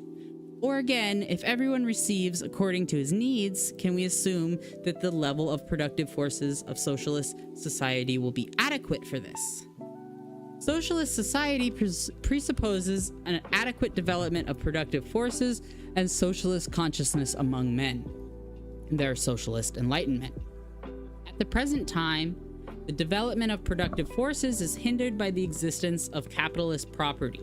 But if we bear in mind that this capitalist property will not exist in future society, it is self-evident that the productive forces will increase tenfold.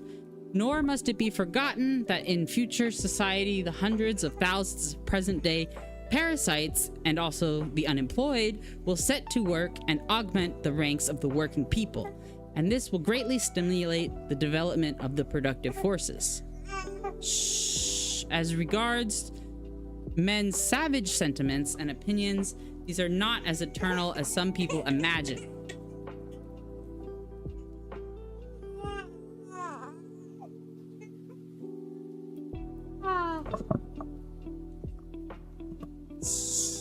These are not as eternal as some people imagine. Oh boy.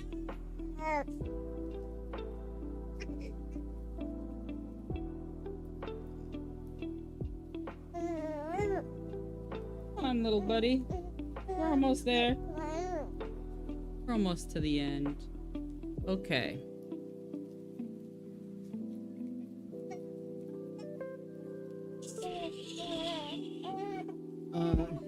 At present, yeah.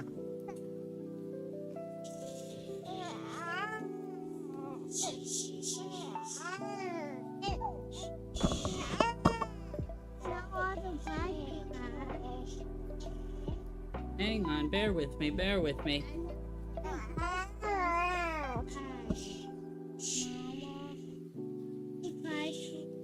Okay, I don't know, buddy. What? Password 3344.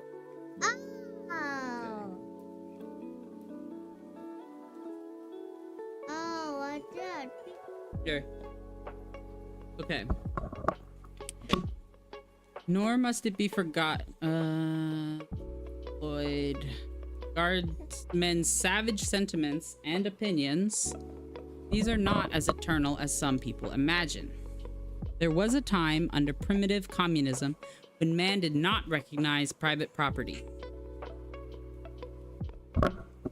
There came a time, the time of individualistic production, when private property dominated the hearts and minds of men. A new time is coming, time of socialist production, where will it be surprising if the hearts and minds of men become imbued with socialist strivings? Does not being determine the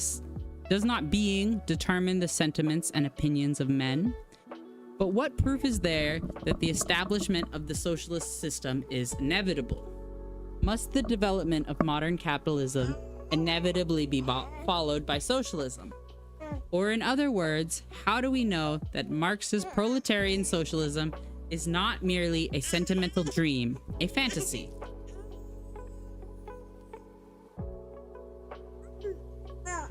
Where is the scientific proof that it is not? History shows that the form of property is directly determined by the form of production, and as consequence, a change in the form of production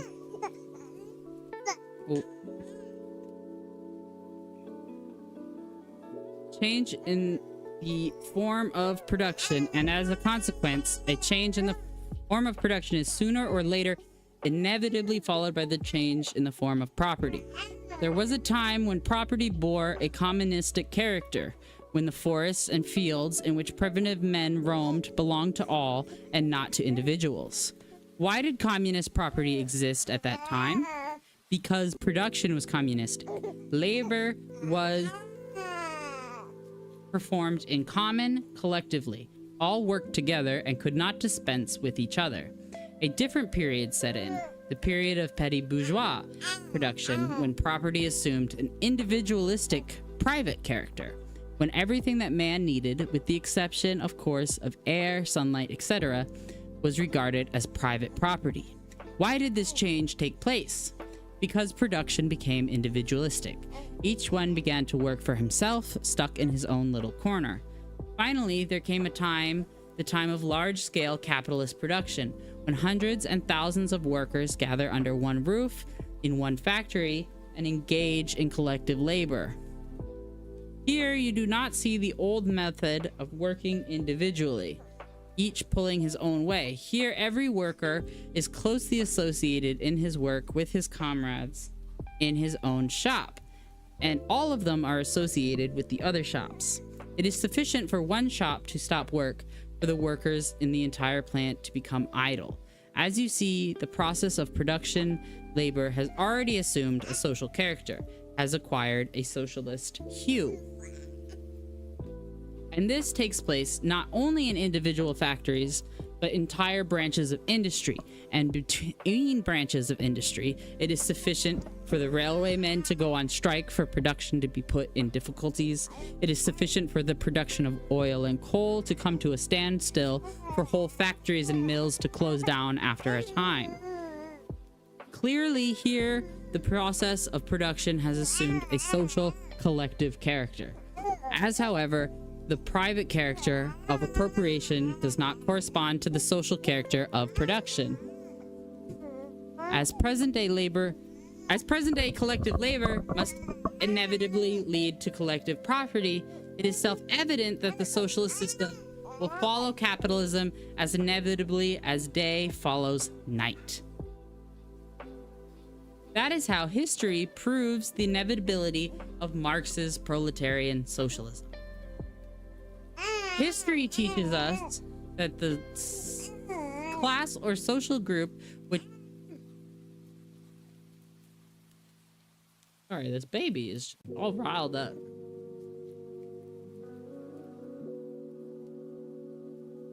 Things like a riled up baby make it hard to learn theory.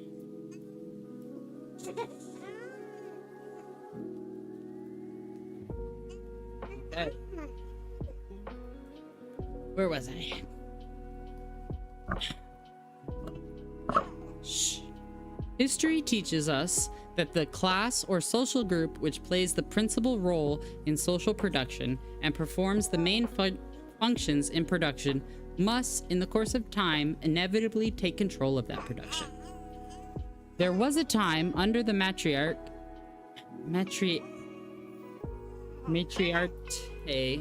when women were regarded as the masters of production. Why was this? Because under the production then prevailing primitive agriculture, women played the principal role in production. They performed the main functions, while the men roamed the forests in quest of game. This is my problem with a lot of old socialist theory, is the like misunderstanding of what a hunter-gatherer was, or these, which we've certainly updated our knowledge on. Women played the principal roles. Then came the time under the patriarchy when the predominant position in production passed to men. Why did this change take place? Because under the kind of production prevailing at the time, stock raising, in which the principal instruments of production were the spear, the lasso, and the bow and arrow, the principal role was played by men. There came the time of large-scale capitalist production, in which the proletarians began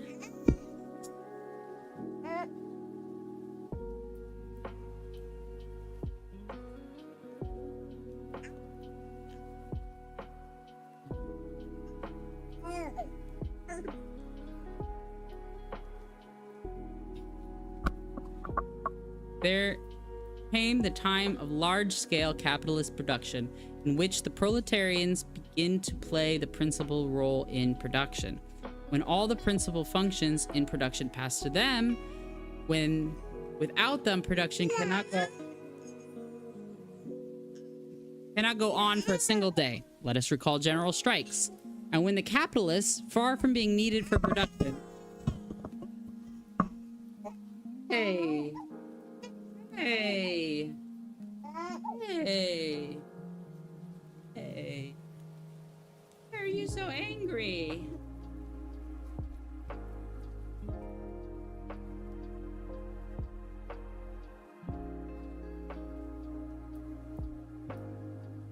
All right.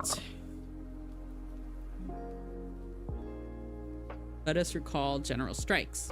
And when the capitalists, far from being needed for production, are even a hindrance to it. What does this signify?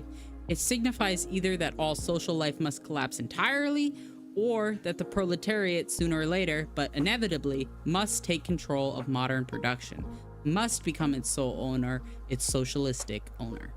Modern industrial crisis which sound the death knell of capitalist property and bluntly put the question, capitalism or socialism, make this conclusion absolutely obvious. They vividly reveal the parasitism of the capitalists and the inevitability of the victory of socialism. That is how history further proves the inevitability of Marx's proletarian socialism. Proletarian socialism is based not on sentiment, not on abstract justice, not on love for the proletariat, but on the scientific grounds referred to above.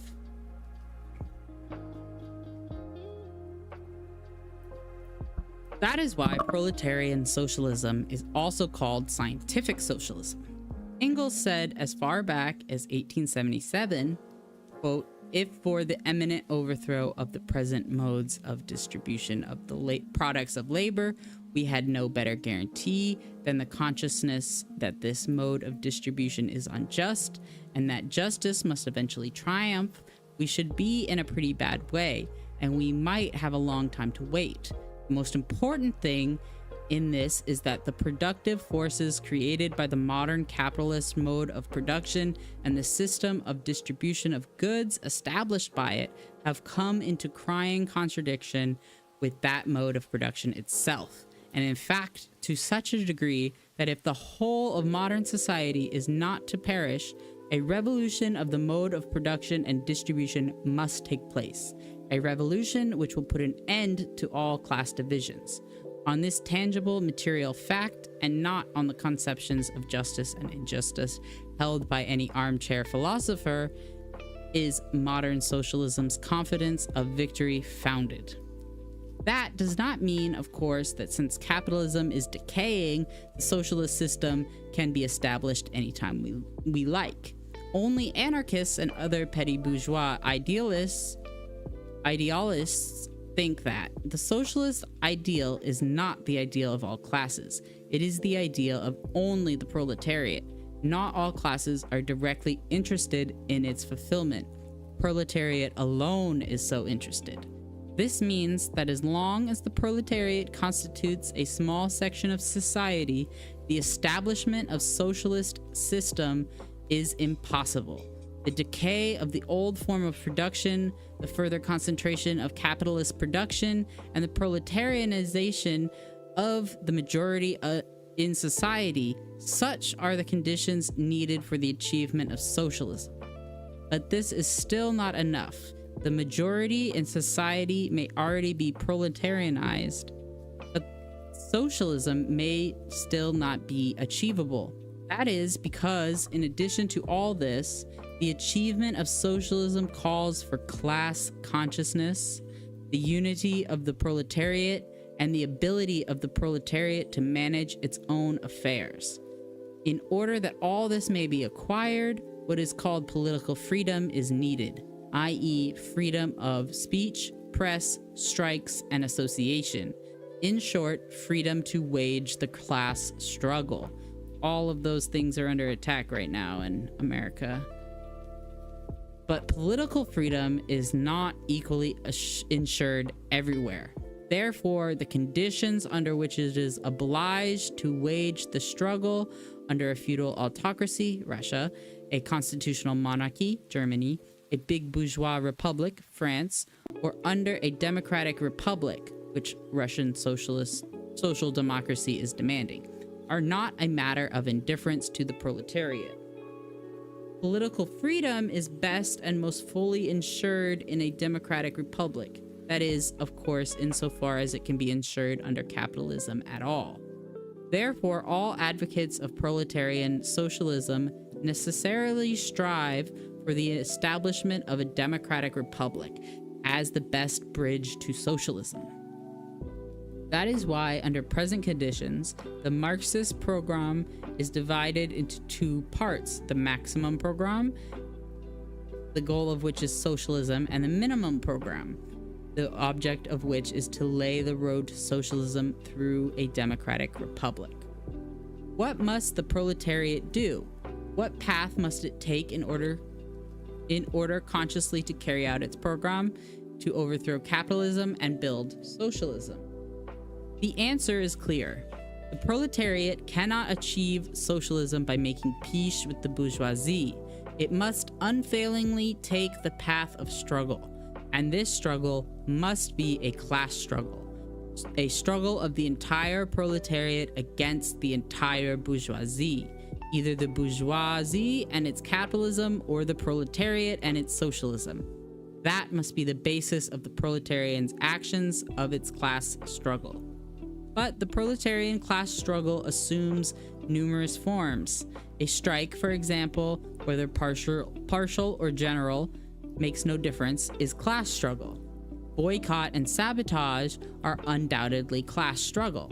Meetings, demonstrations, activity in public representative bodies, etc., whether national parliaments or local government bodies, makes no difference, are also class struggle. All these are different forms of the same class struggle. We shall not here examine which forms of struggle is more important for the proletariat in its class struggle.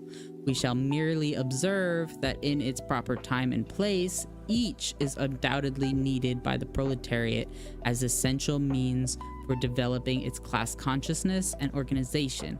And the proletariat needs class consciousness and organization as much as it needs air. It must also be observed, however, that for the proletariat, all these forms of struggle are merely preparatory means, that not one of them, taken separately, constitutes the decisive means by which the proletariat can smash capitalism. Capitalism cannot be smashed by the general strike alone. The general strike can only create some of the conditions that are necessary for the smashing of capitalism. It is conceivable that the proletariat should be able to overthrow capitalism merely by its activity in parliament. Parliamentarianism can only prepare some of the conditions that are necessary for overthrowing capitalism. There is no one answer, I guess. People are still arguing about, doing both of those things. What then is the decisive means by which the proletariat will overthrow the capitalist system? The socialist revolution is this means. Strikes, boycott, parliamentarianism, meetings and demonstrations are all good forms of struggle as means for preparing and organizing the proletariat. But not one of these means is capable of abolishing existing inequality. All these means must be concentrated in one principal and decisive means. The proletariat must rise and launch a determined attack upon the bourgeoisie in order to destroy capitalism to its foundations. This principal and decisive means is the socialist revolution. The socialist revolution must not be conceived as a sudden and short blow. It is a prolonged struggle waged by the proletarian masses who inflict defeat upon the bourgeoisie and capture its positions. And as the victory of the proletariat will at the same time mean domination over the vanquished bourgeoisie, as in a collision of classes, the defeat of one class signifies the domination of the other. The first stage of the socialist revolution will be the political domination of the proletariat over the bourgeoisie. The socialist dictatorship of the proletariat. Capture of the power by the proletariat. This is what the socialist revolution must start with. That's step one, everybody. Oh my goodness, that's the thing, everyone. Dictatorship of the proletariat. Step one. This means that until the bourgeoisie is completely vanquished, until its wealth has been confiscated, the proletariat must, without fail, possess a military force. It must, without fail, have its proletarian guard, with the aid of which it will repel the counter-revolutionary attacks of the dying bourgeoisie, exactly as the Paris proletariat did during the Commune. The socialist dictatorship of the proletariat is needed to enable the proletariat to expropriate the bourgeoisie, to enable it to confiscate the lands, the land, forests, factories and mills, machines, railways, etc. from the entire bourgeoisie. The expropriation of the bourgeoisie, this is what the socialist revolution must lead to. This, then, is the principal and decisive means by which the proletariat will overthrow the present capitalist system. That is why Karl Marx said as far back as 1847, quote, "The first step in the revolution by the working class is to raise the proletariat to the position of ruling class. The proletariat will use its political supremacy to wrest by degrees all capital from the bourgeoisie, to centralize all instruments of production in the hands of the proletariat organized as the ruling class. See the Communist Manifesto." That is how the proletariat must proceed if it wants to bring about socialism. From this general principle emerge all other views on tactics. Strikes, boycotts, demonstration, parliamentarianism are important only insofar as they help to organize the proletariat and to strengthen and enlarge its organizations for accomplishing the socialist revolution.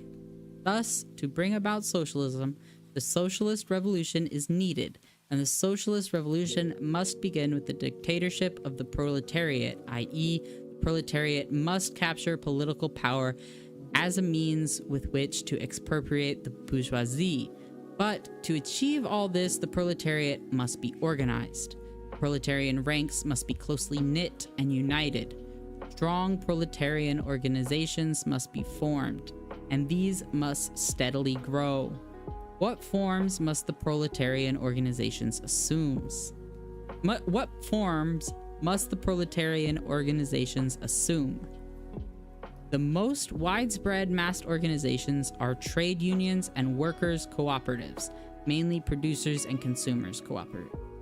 The objective of the trade unions is to fight mainly against the industrial capital to improve the conditions of the workers within the limits of the present capitalist system. The objective of the cooperatives is to fight mainly against merchant capital to secure an increase of consumption among the workers by reducing the prices of articles of prime necessity, also within the limits of the capitalist system, of course. The proletariat undoubtedly needs both trade unions and cooperatives as means of organizing proletarian masses. Hence, from the point of view of the proletarian socialism of Marx and Engels, proletariat must utilize both these forms of organization and reinforce and strengthen them, as far as this is possible under present political conditions, of course. But trade unions and cooperatives alone cannot satisfy the organizational needs of the militant proletariat. This is because the organizations mentioned cannot go beyond the limits of capitalism, where their objective is to improve the conditions of the workers under the capitalist system. The workers, however, want to free themselves entirely from the capitalist slavery. They want to smash these limits and not merely operate within the limits of capitalism. Hence, in addition, an organization is needed that will rally around itself the class-conscious elements of the workers of all trades, and that will transform the proletariat into a conscious class and make its chief aim to smash the capitalist system, to prepare for its socialist revolution. Such is the organization of the Social Democratic Party of the Proletariat. This party must be a class party, and it must be quite independent of other parties. And this is because it is the party of the proletarian class, the emancipation of which can be brought about only by this class itself.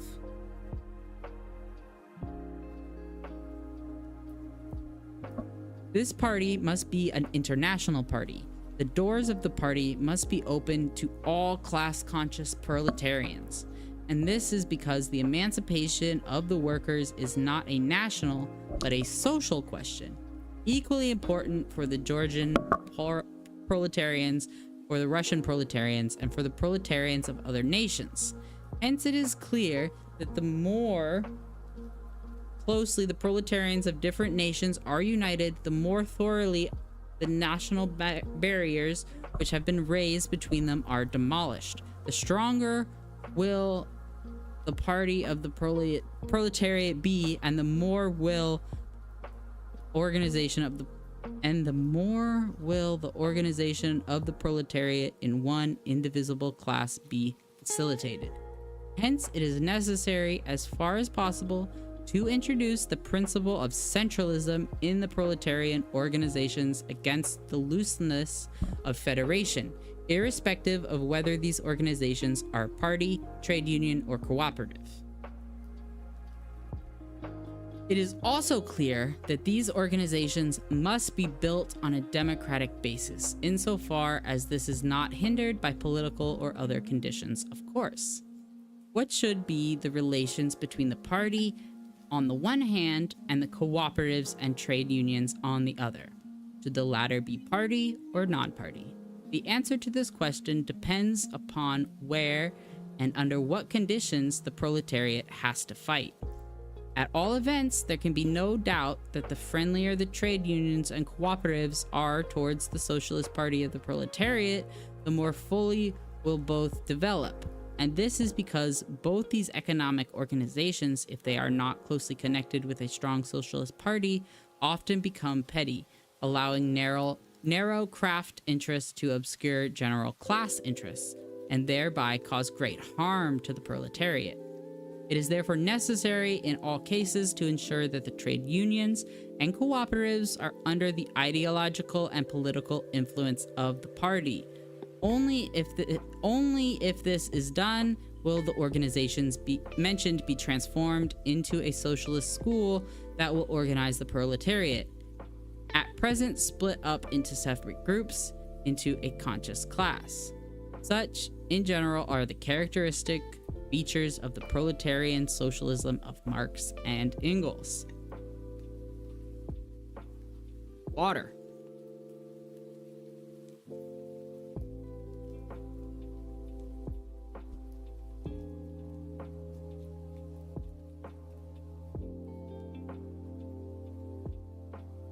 How do the anarchists look upon proletarian socialism? First of all, we must know that proletarian socialism is not simply a philosophical doctrine. It is the doctrine of the proletarian masses, their banner. It is honored and revered by the proletarians all over the world. Consequently, Marx and Engels are not simply the founders of a philosophical school, they are the living leaders of a living proletarian movement, which is growing and gaining strength every day. Whoever fights against this doctrine, whoever wants to overthrow it, must keep all this well in mind so as to avoid having his head cracked for nothing in an unequal struggle. Never forget, this is the bank robber who funded the revolution. I love the way Stalin writes. Get your head cracked for nothing in an unequal struggle. Messieurs, the anarchists are well aware of this. That is why, in fighting Marx and Engels, they resort to a most unusual and, in its way, a new weapon. What is this new weapon? A new investigation of capitalist production? A refutation of Marx's Capital? Of course not. Or perhaps, having armed themselves with new facts in the inductive method, they scientifically refute the Bible of social democracy, the Communist Manifesto of Marx and Engels? Again, no. Then what is this extraordinary weapon?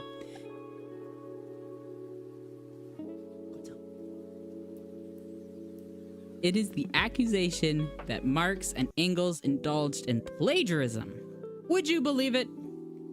It appears that Marx and Engels wrote nothing original, that scientific socialism is a pure fiction, because the Communist Manifesto of Marx and Engels was, from beginning to end, stolen from the Manifesto of Victor Considerant, which is quite ludicrous, of course, but V. Turkeskavili, the incomparable leader of the anarchists, relates this amusing story with such aplomb that a certain Pierre Ramos Turkeskavili Machiavelli's foolish apostle, mouthfuls. And our homegrown anarchists repeat this discovery with such fervor that it is worth while dealing at least briefly with this story. Listen to Kurkezvili. The entire theoretical part of the Communist Manifesto, namely the first and second chapters, are taken from V. Considerant. Consequently, the Manifesto of Marx and Engels, that Bible of legal revolutionary democracy, is nothing but a clumsy paraphrasing of V. Considerante's manifesto. Marx and Engels not only appropriated the contents of Considerant's manifesto, but even borrowed some of its chapter headings.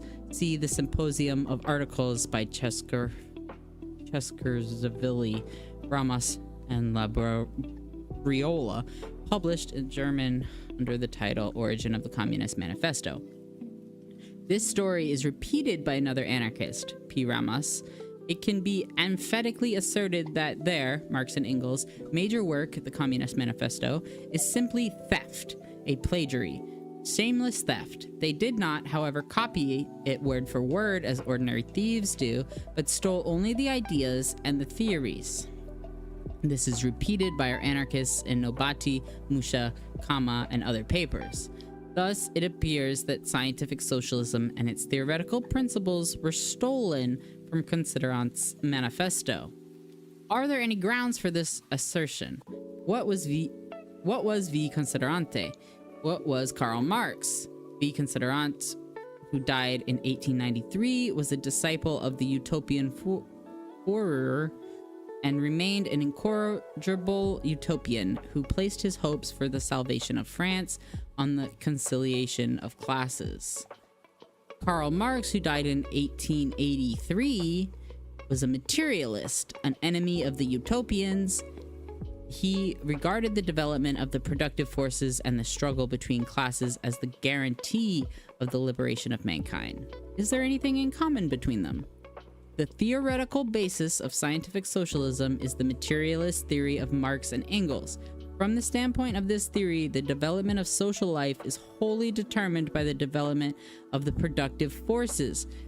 If the feudal landlord system was suspended by the bourgeois system, the blame for this rests upon the development of the productive forces, which made the rise of the bourgeois system inevitable. Or again, if the present bourgeois system will inevitably be superseded by the socialist system. It is because this is called for by the development of the modern productive forces. Hence the historical necessity of the destruction of capitalism and the establishment of socialism. Hence the Marxist proposition that we must seek our ideals in the history of the development of the productive forces and not in the minds of men. Such is the theoretical basis of the Communist Manifesto of Marx and Engels. Does V. Considerante's Democratic Manifesto say anything of the kind? Did Considerant accept the materialist point of view? We assert that neither Cherskevishvili nor Ramos nor our Nobatis quote a single statement or a single word from Considerant's Democratic Manifesto, which would confirm that Considerant was a materialist and based the evolution of social life upon the development of productive forces. On the contrary, we know very well that Considerant is known in the history of socialism as an idealist utopian. What then induces these queer critics to indulge in this idle chatter? Why do they undertake to criticize Marx and Engels when they are even unable to distinguish idealism from materialism? Is it only to amuse people? The tactical basis of scientific socialism is the doctrine of uncompromising class struggle, for it is the best weapon the proletariat possesses. The proletarian class struggle is the weapon by means of which the proletariat will capture political power and then expropriate the bourgeoisie in order to establish socialism. Such is the tactical basis of scientific socialism as expounded in the manifesto of Marx and Engels. Is anything like this said in Considerant's Democratic Manifesto? the considerant regard the class struggle as the best weapon the proletariat possesses. As is evident from the articles of Cherkezovishvili and Ramas, see the above mentioned symposium, there is not a word about this in Considerant's manifesto. It merely notes the class struggle as a deplorable fact. As regards the class struggle as means of smashing capitalism, Considerant spoke of it in his manifesto as follows. Capital, labor, and talent are, quote, capital, labor, and talent, such are the three basic elements of production, the three sources of wealth, the three wheels of the industrial mechanism. The three classes which represent them have common interests. Their function is to make the machines work for the capitalists and for the people. Before them is the great goal of organizing, the association of classes within the unity of the nation. Okay. All classes unite. This is the slogan that V. Considerant proclaimed in his Democratic Manifesto.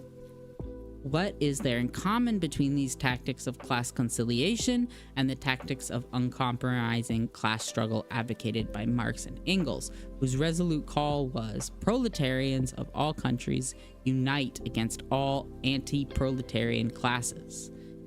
There is nothing in common between them, of course. Why then do Messrs. Cherkezovishvili and their foolish followers talk this rubbish? Do they think we are dead? Do they think we shall not drag them into the light of day? Again, Joseph Stalin, a master wordsmith. Scary. That was good. And lastly, there is one other interesting point.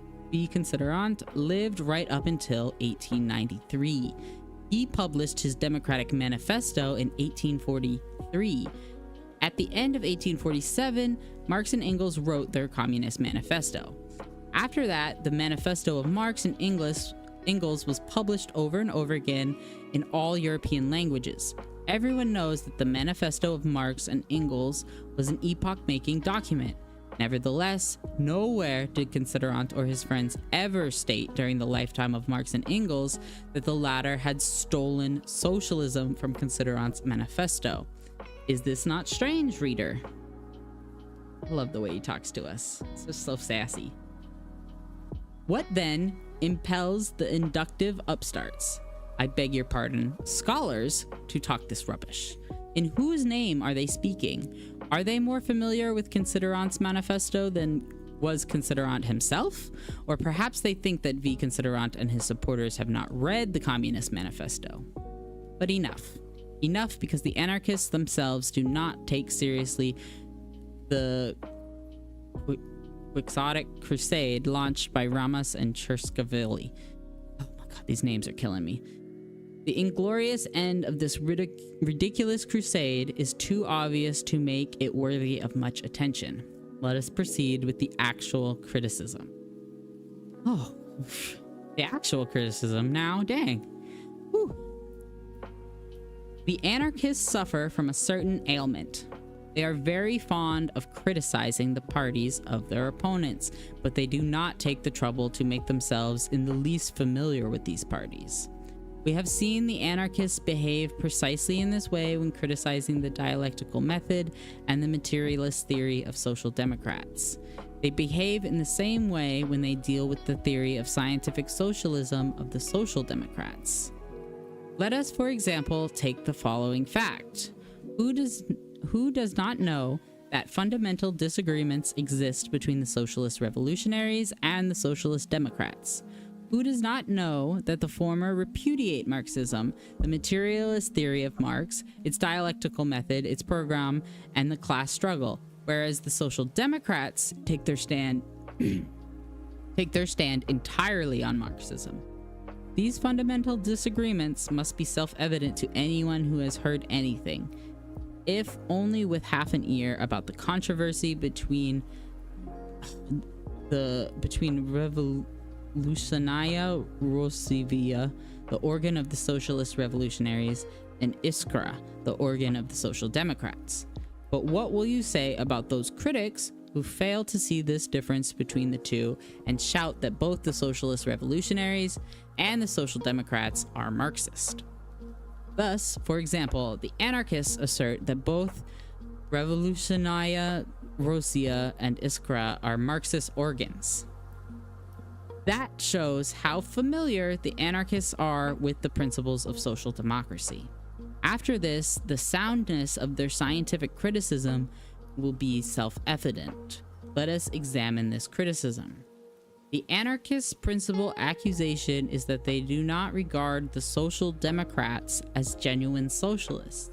You are not socialists. You are enemies of socialism, they keep on repeating. This is what Kropotkin writes on this score. Quote, "We arrive at conclusions different from those arrived at by the majority of the economists of the social democratic school. We arrive at free communism, whereas the majority of socialists, meaning social democrats too, arrive at state capitalism and collectivism." What is this state capitalism and collectivism of the social democrats? This is what Kropotkin writes about it. Quote, "The German socialists say that all accumulated wealth must be concentrated in the hands of the state, which will place at it the disposal of workers' associations, organize production and exchange, and control the life and work of society." And further, quote, In their schemes, the collectivists commit a double mistake. They want to abolish the capitalist system, but they preserve the two institutions which constitute the foundations of this system: representative government and wage labor. Collectivism, as is well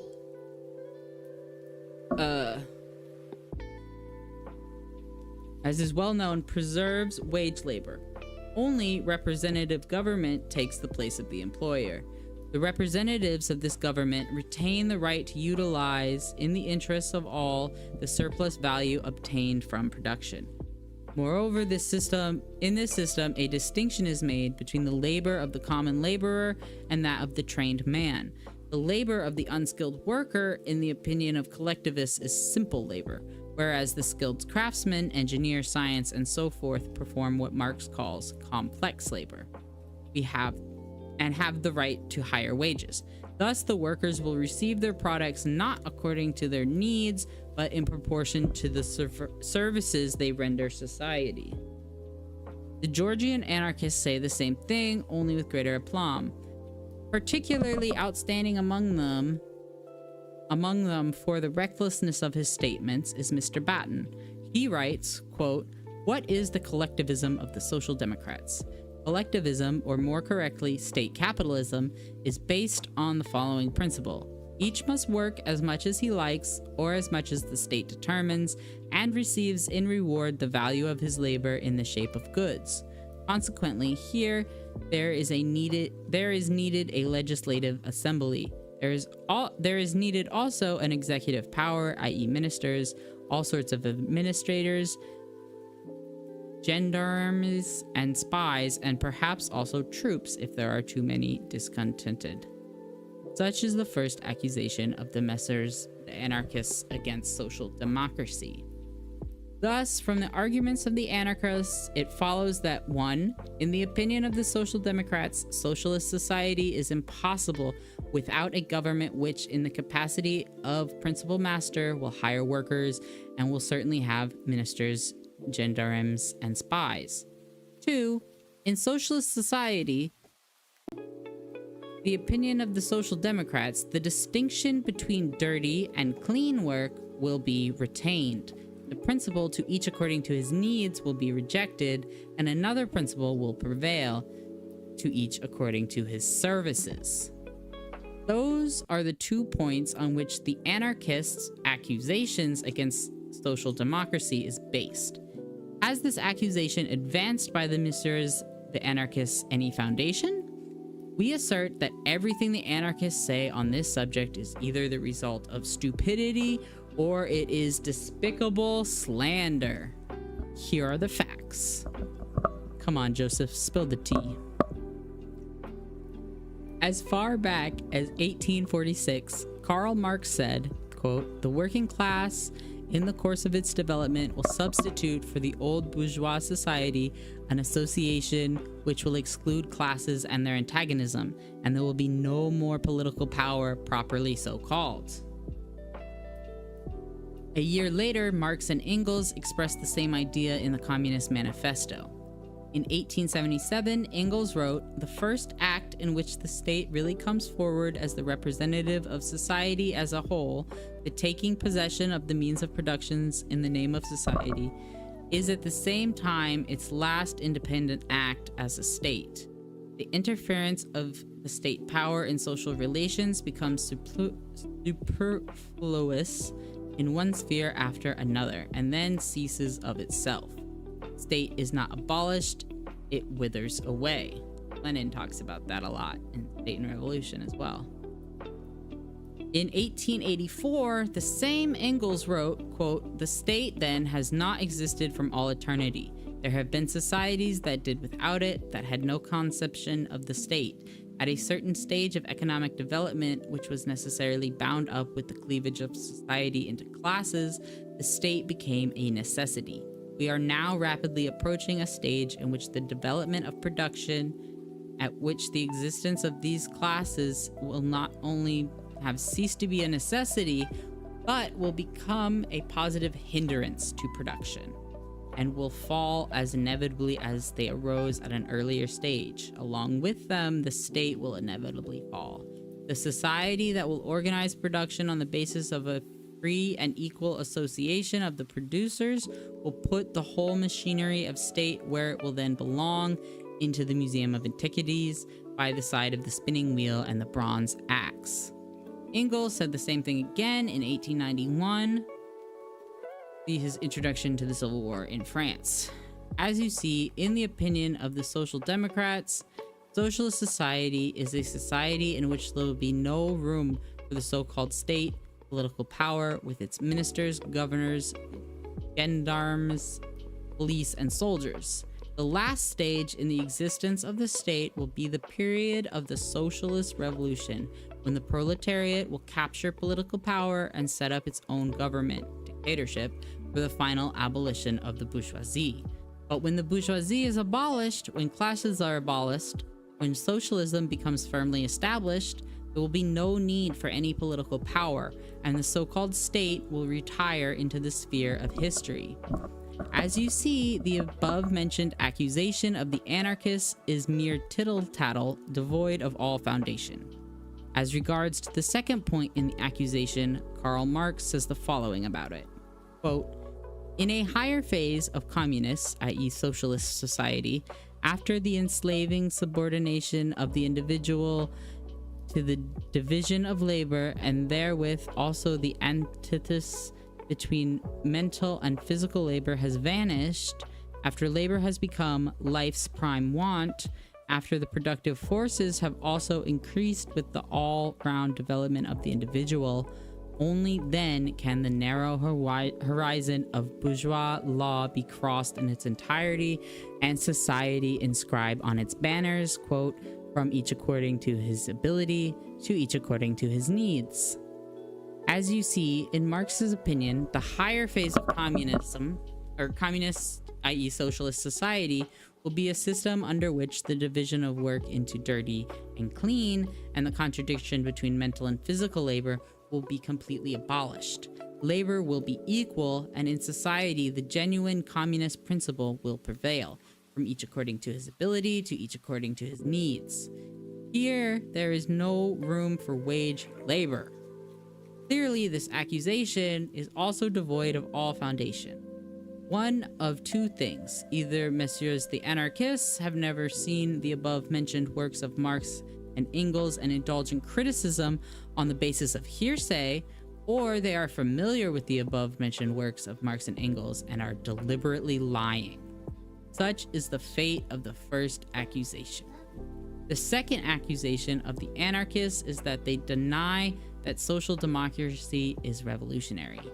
You are not revolutionaries, you repudiate violent revolution, you want to establish socialism only by means of ballot papers, messieurs the anarchists tell us. Listen to this. Quote, Social democrats are fond of declaiming on the theme of revolution, revolutionary struggle, fighting with arms in hand. But if you, in the simplicity of your heart, ask them for arms, they will solemnly hand you a ballot paper to vote in elections. They affirm that the only expedient tactics benefiting revolutionaries are peaceful and legal parliamentarism, with the oath of allegiance to capitalism to establish power and to the entire existing bourgeois system. See Symposium, Bread and Freedom. The Georgian anarchists say the same thing, but with even greater aplomb, of course. Take, for example, Batten, who writes,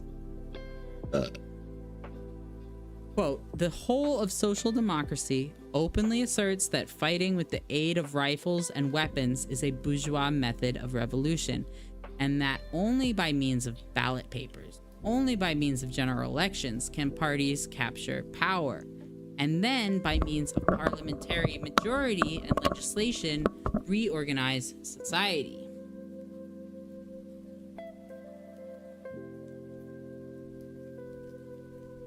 This is what messieurs the anarchists say about the Marxists.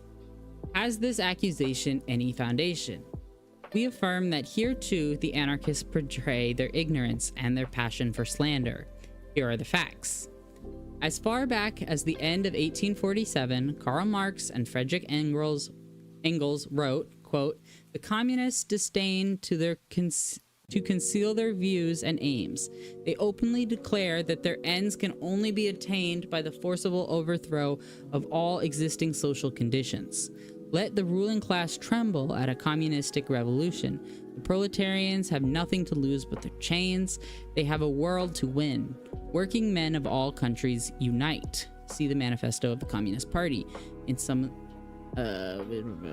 1850, in anticipation of another outbreak in Germany, Karl Marx wrote to the German comrades of that time as follows, quote, "Arms and ammunition must not be surrendered on any pretext. The workers must organize themselves independently as a proletarian guard with commanders and with a general staff. And this you must keep in view during and after the impending insurrection." In 1851-52, Karl Marx and Friedrich Engels wrote, quote, "The insurrectionary career once entered upon act with the greatest determination and on the offensive. The defensive is the death of every armed rising. Surprise your antagonists while their forces are scattering. Prepare new successes, however small, but daily force your enemies to a retreat before they can collect their strength against you. In the words of Danton, the great master of revolutionary policy, yet known revolution and counter-revolution in Germany." Sort of chant. We think that something more than ballot papers is meant here. Lastly, recall the history of the Paris Commune. Recall how peacefully the Commune acted when it was content with the victory in Paris and refrained from attacking Versailles, that hotbed of counter-revolution. What do you think Marx said at that time? Did he call upon the Parisians to go to the ballot box? Did he express approval of the complacency of the Paris workers? The whole of Paris was in the hands of the workers. Did he approve of the good nature they displayed towards the vanquished Versailles? Listen to what Marx said. Quote, "What elasticity, what historical initiative, what capacity for sacrifice in these Parisians. After 6 months of hunger, they rise beneath Prussian bayonets. History has no like example of like greatness. If they are defeated, only their good nature will be to blame. They should have marched at once on Versailles, after first Vinoy and then the reactionary section of the Paris National Guard had themselves retreated. They missed their opportunity because of their conscientious scruples. They did not want to start a civil war, as if that mischievous abortion Thithers had not already started a civil war with his attempt to disarm Paris." That is how Karl Marx and Friedrich Engels thought and acted. We should do some readings on the Paris Commune. I want to learn more about that, because that's when Marx and Engels went there, and what they saw there is influenced a lot of their writing, from my understanding. Okay. That is how they thought and acted. That is how the Social Democrats think and act. But the anarchist... Wanna ask Bubba? Okay. I'll be done in a little bit. Shh. That is how the Social Democrats think and act. But the anarchists go on repeating, Marx and Engels and their followers, thank you, are only interested in ballot papers. They repudiate violent revolutionary action. As you see, this accusation is also slander, which exposes the anarchists' ignorance about the essence of Marxism. Such is the fate of the second accusation. The third accusation of the anarchists consists in denying that social democracy is a popular movement, describing the Social Democrats as bureaucrats, and affirming that the social democratic plan for the dictatorship of the proletariat spells death to the revolution. And since the Social Democrats stand for such a dictatorship, they actually want to establish not the dictatorship of the proletariat, but their own dictatorship over the proletariat. Listen to Mr. Kropotkin. Quote, "We anarchists have pronounced final sentence upon dictatorship. We know that every dictatorship, no matter how honest its intentions, will lead to the death of the revolution. We know that the idea of dictatorship is nothing more or less than the pernicious product of governmental fetishism, which has always striven to perpetuate slavery.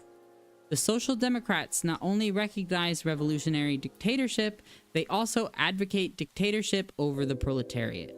The workers are of interest to them only insofar as they are a disciplined army under their control. Social democracy strives through the medium of the proletariat to capture the state machine." The Georgian anarchists say the same thing. The dictatorship of the proletariat in the direct sense of the term is utterly impossible. Because the advocates of dictatorship are statemen, their dictatorship will not be the free activities of the entire proletariat, but the establishment at the head of society of the same representative government that exists today.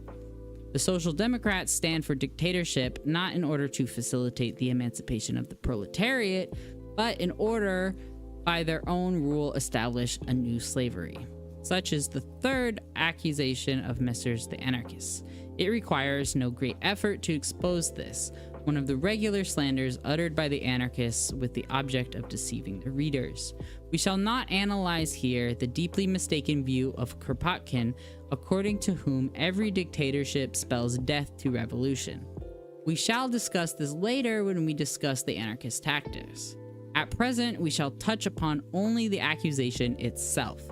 As far back as the end of 1847, Karl Marx and Friedrich Engels said that to establish socialism, the proletariat must achieve political dictatorship in order, with the aid of this dictatorship, to repel the counter-revolutionary attacks of the bourgeois and to take from it the means of production. That is, this dictatorship must not be the dictatorship of a few individuals, but the dictatorship of the entire proletariat as a class. The proletariat will use its political supremacy to wrest, by degrees, all capital from the bourgeoisie, to centralize all instruments of productions in the hands of the proletariat organized as the ruling class. The Communist Manifesto. That is to say, the dictatorship of the proletariat will be a dictatorship of the entire proletariat as a class over the bourgeoisie, and not the domination of a few individuals over the proletariat. Later, they repeated this same idea in nearly all their other works. For example, the 18th Brumaires of Louis Bonaparte, the class struggles in France, the Civil War in France, revolution and counter-revolution in Germany, anti-Düring, and other works. But this is not all. To ascertain how Marx and Engels conceived of the dictatorship of the proletariat, to discern what extent they regarded this dictatorship as possible, for all this, it is very interesting to know their attitudes towards the Paris Commune.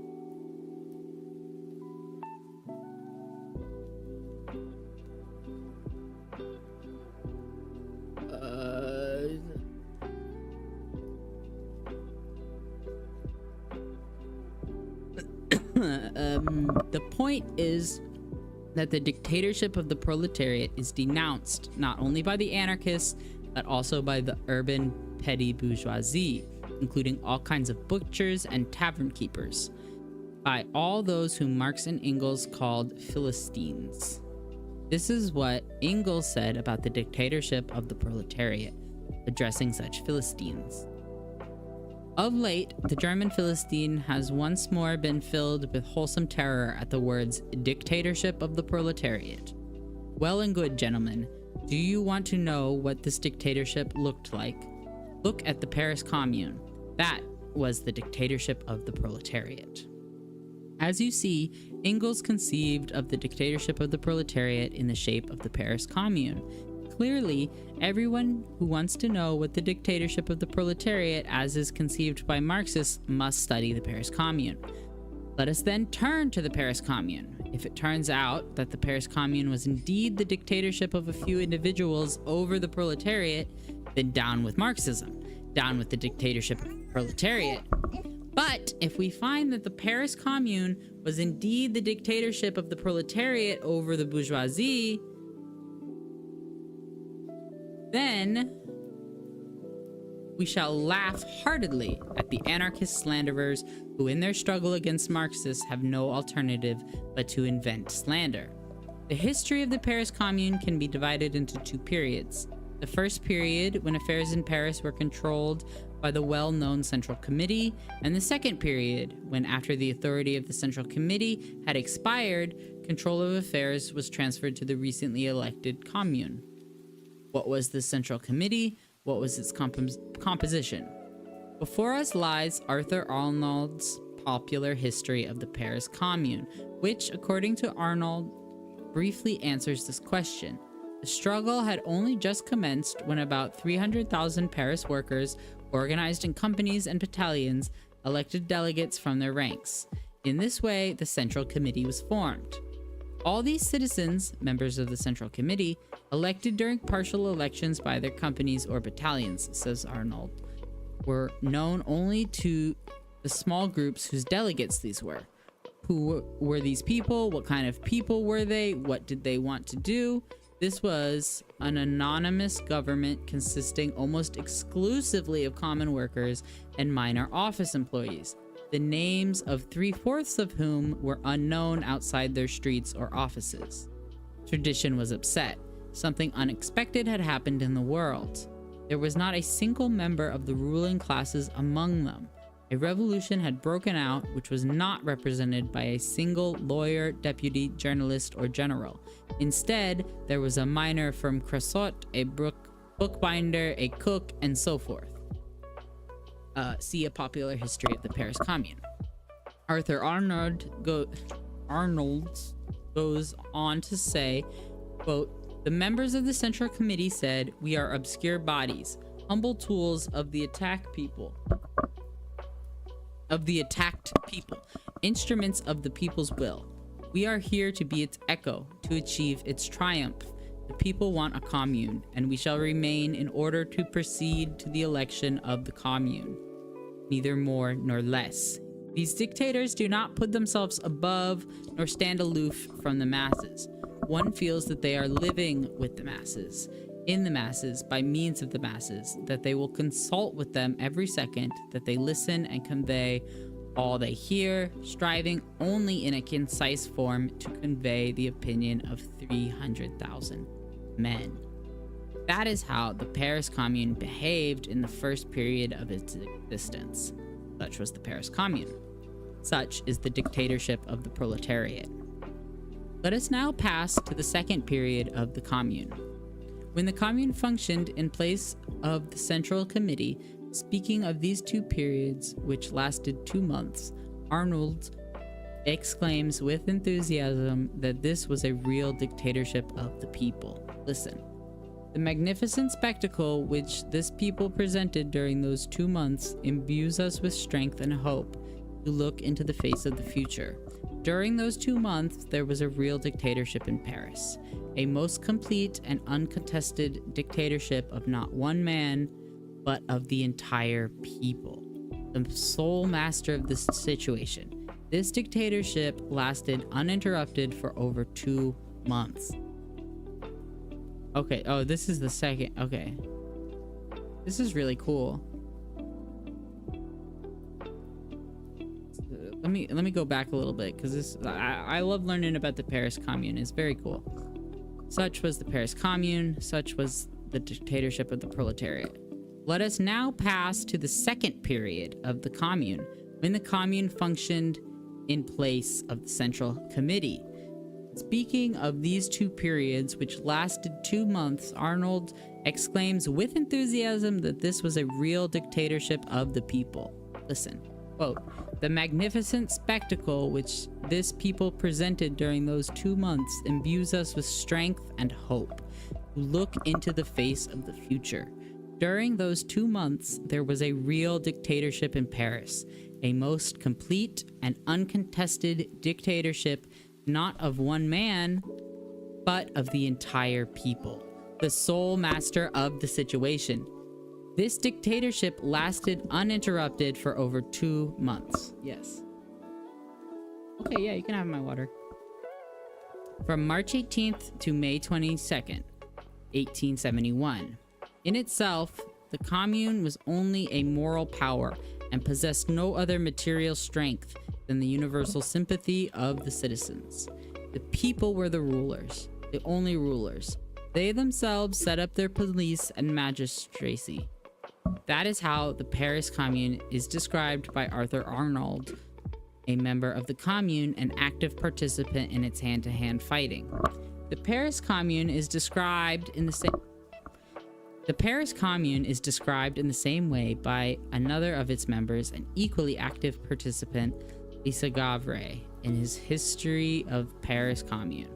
The people as the only rulers, not the dictatorship of one man, but of the whole people. This is what the Paris Commune was." Look at the Paris Commune. Mama. Okay, here, you can play this game. Oh, buddy, I can't play this game right now. Well, if not you, why me? Okay. I did help. Sorry, my son needs my help winning video game.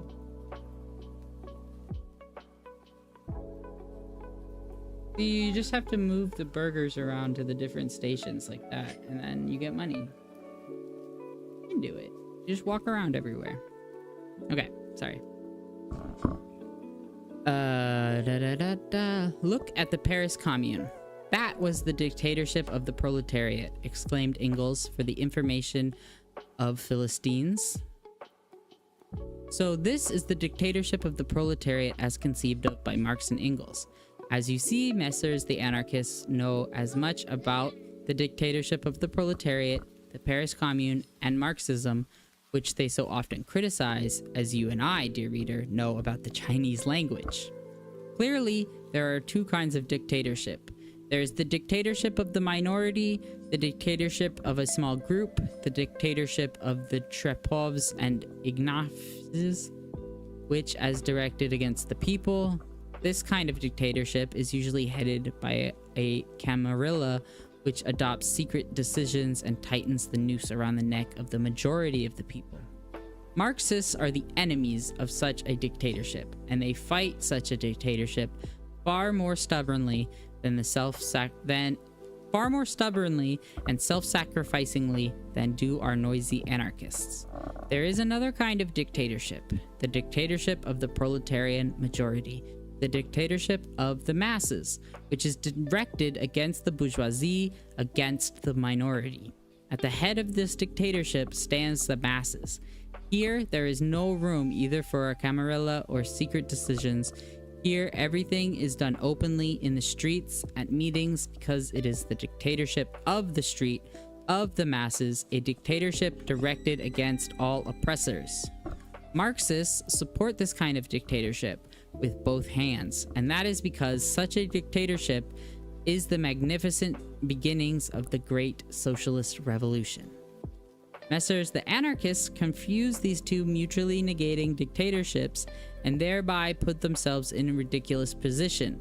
They are fighting not Marxism, but the figments of their own imagination. They are fighting not Marx and Engels, but windmills, as Don Quixote of blessed memory did in his day. Such is the fate of the third accusation.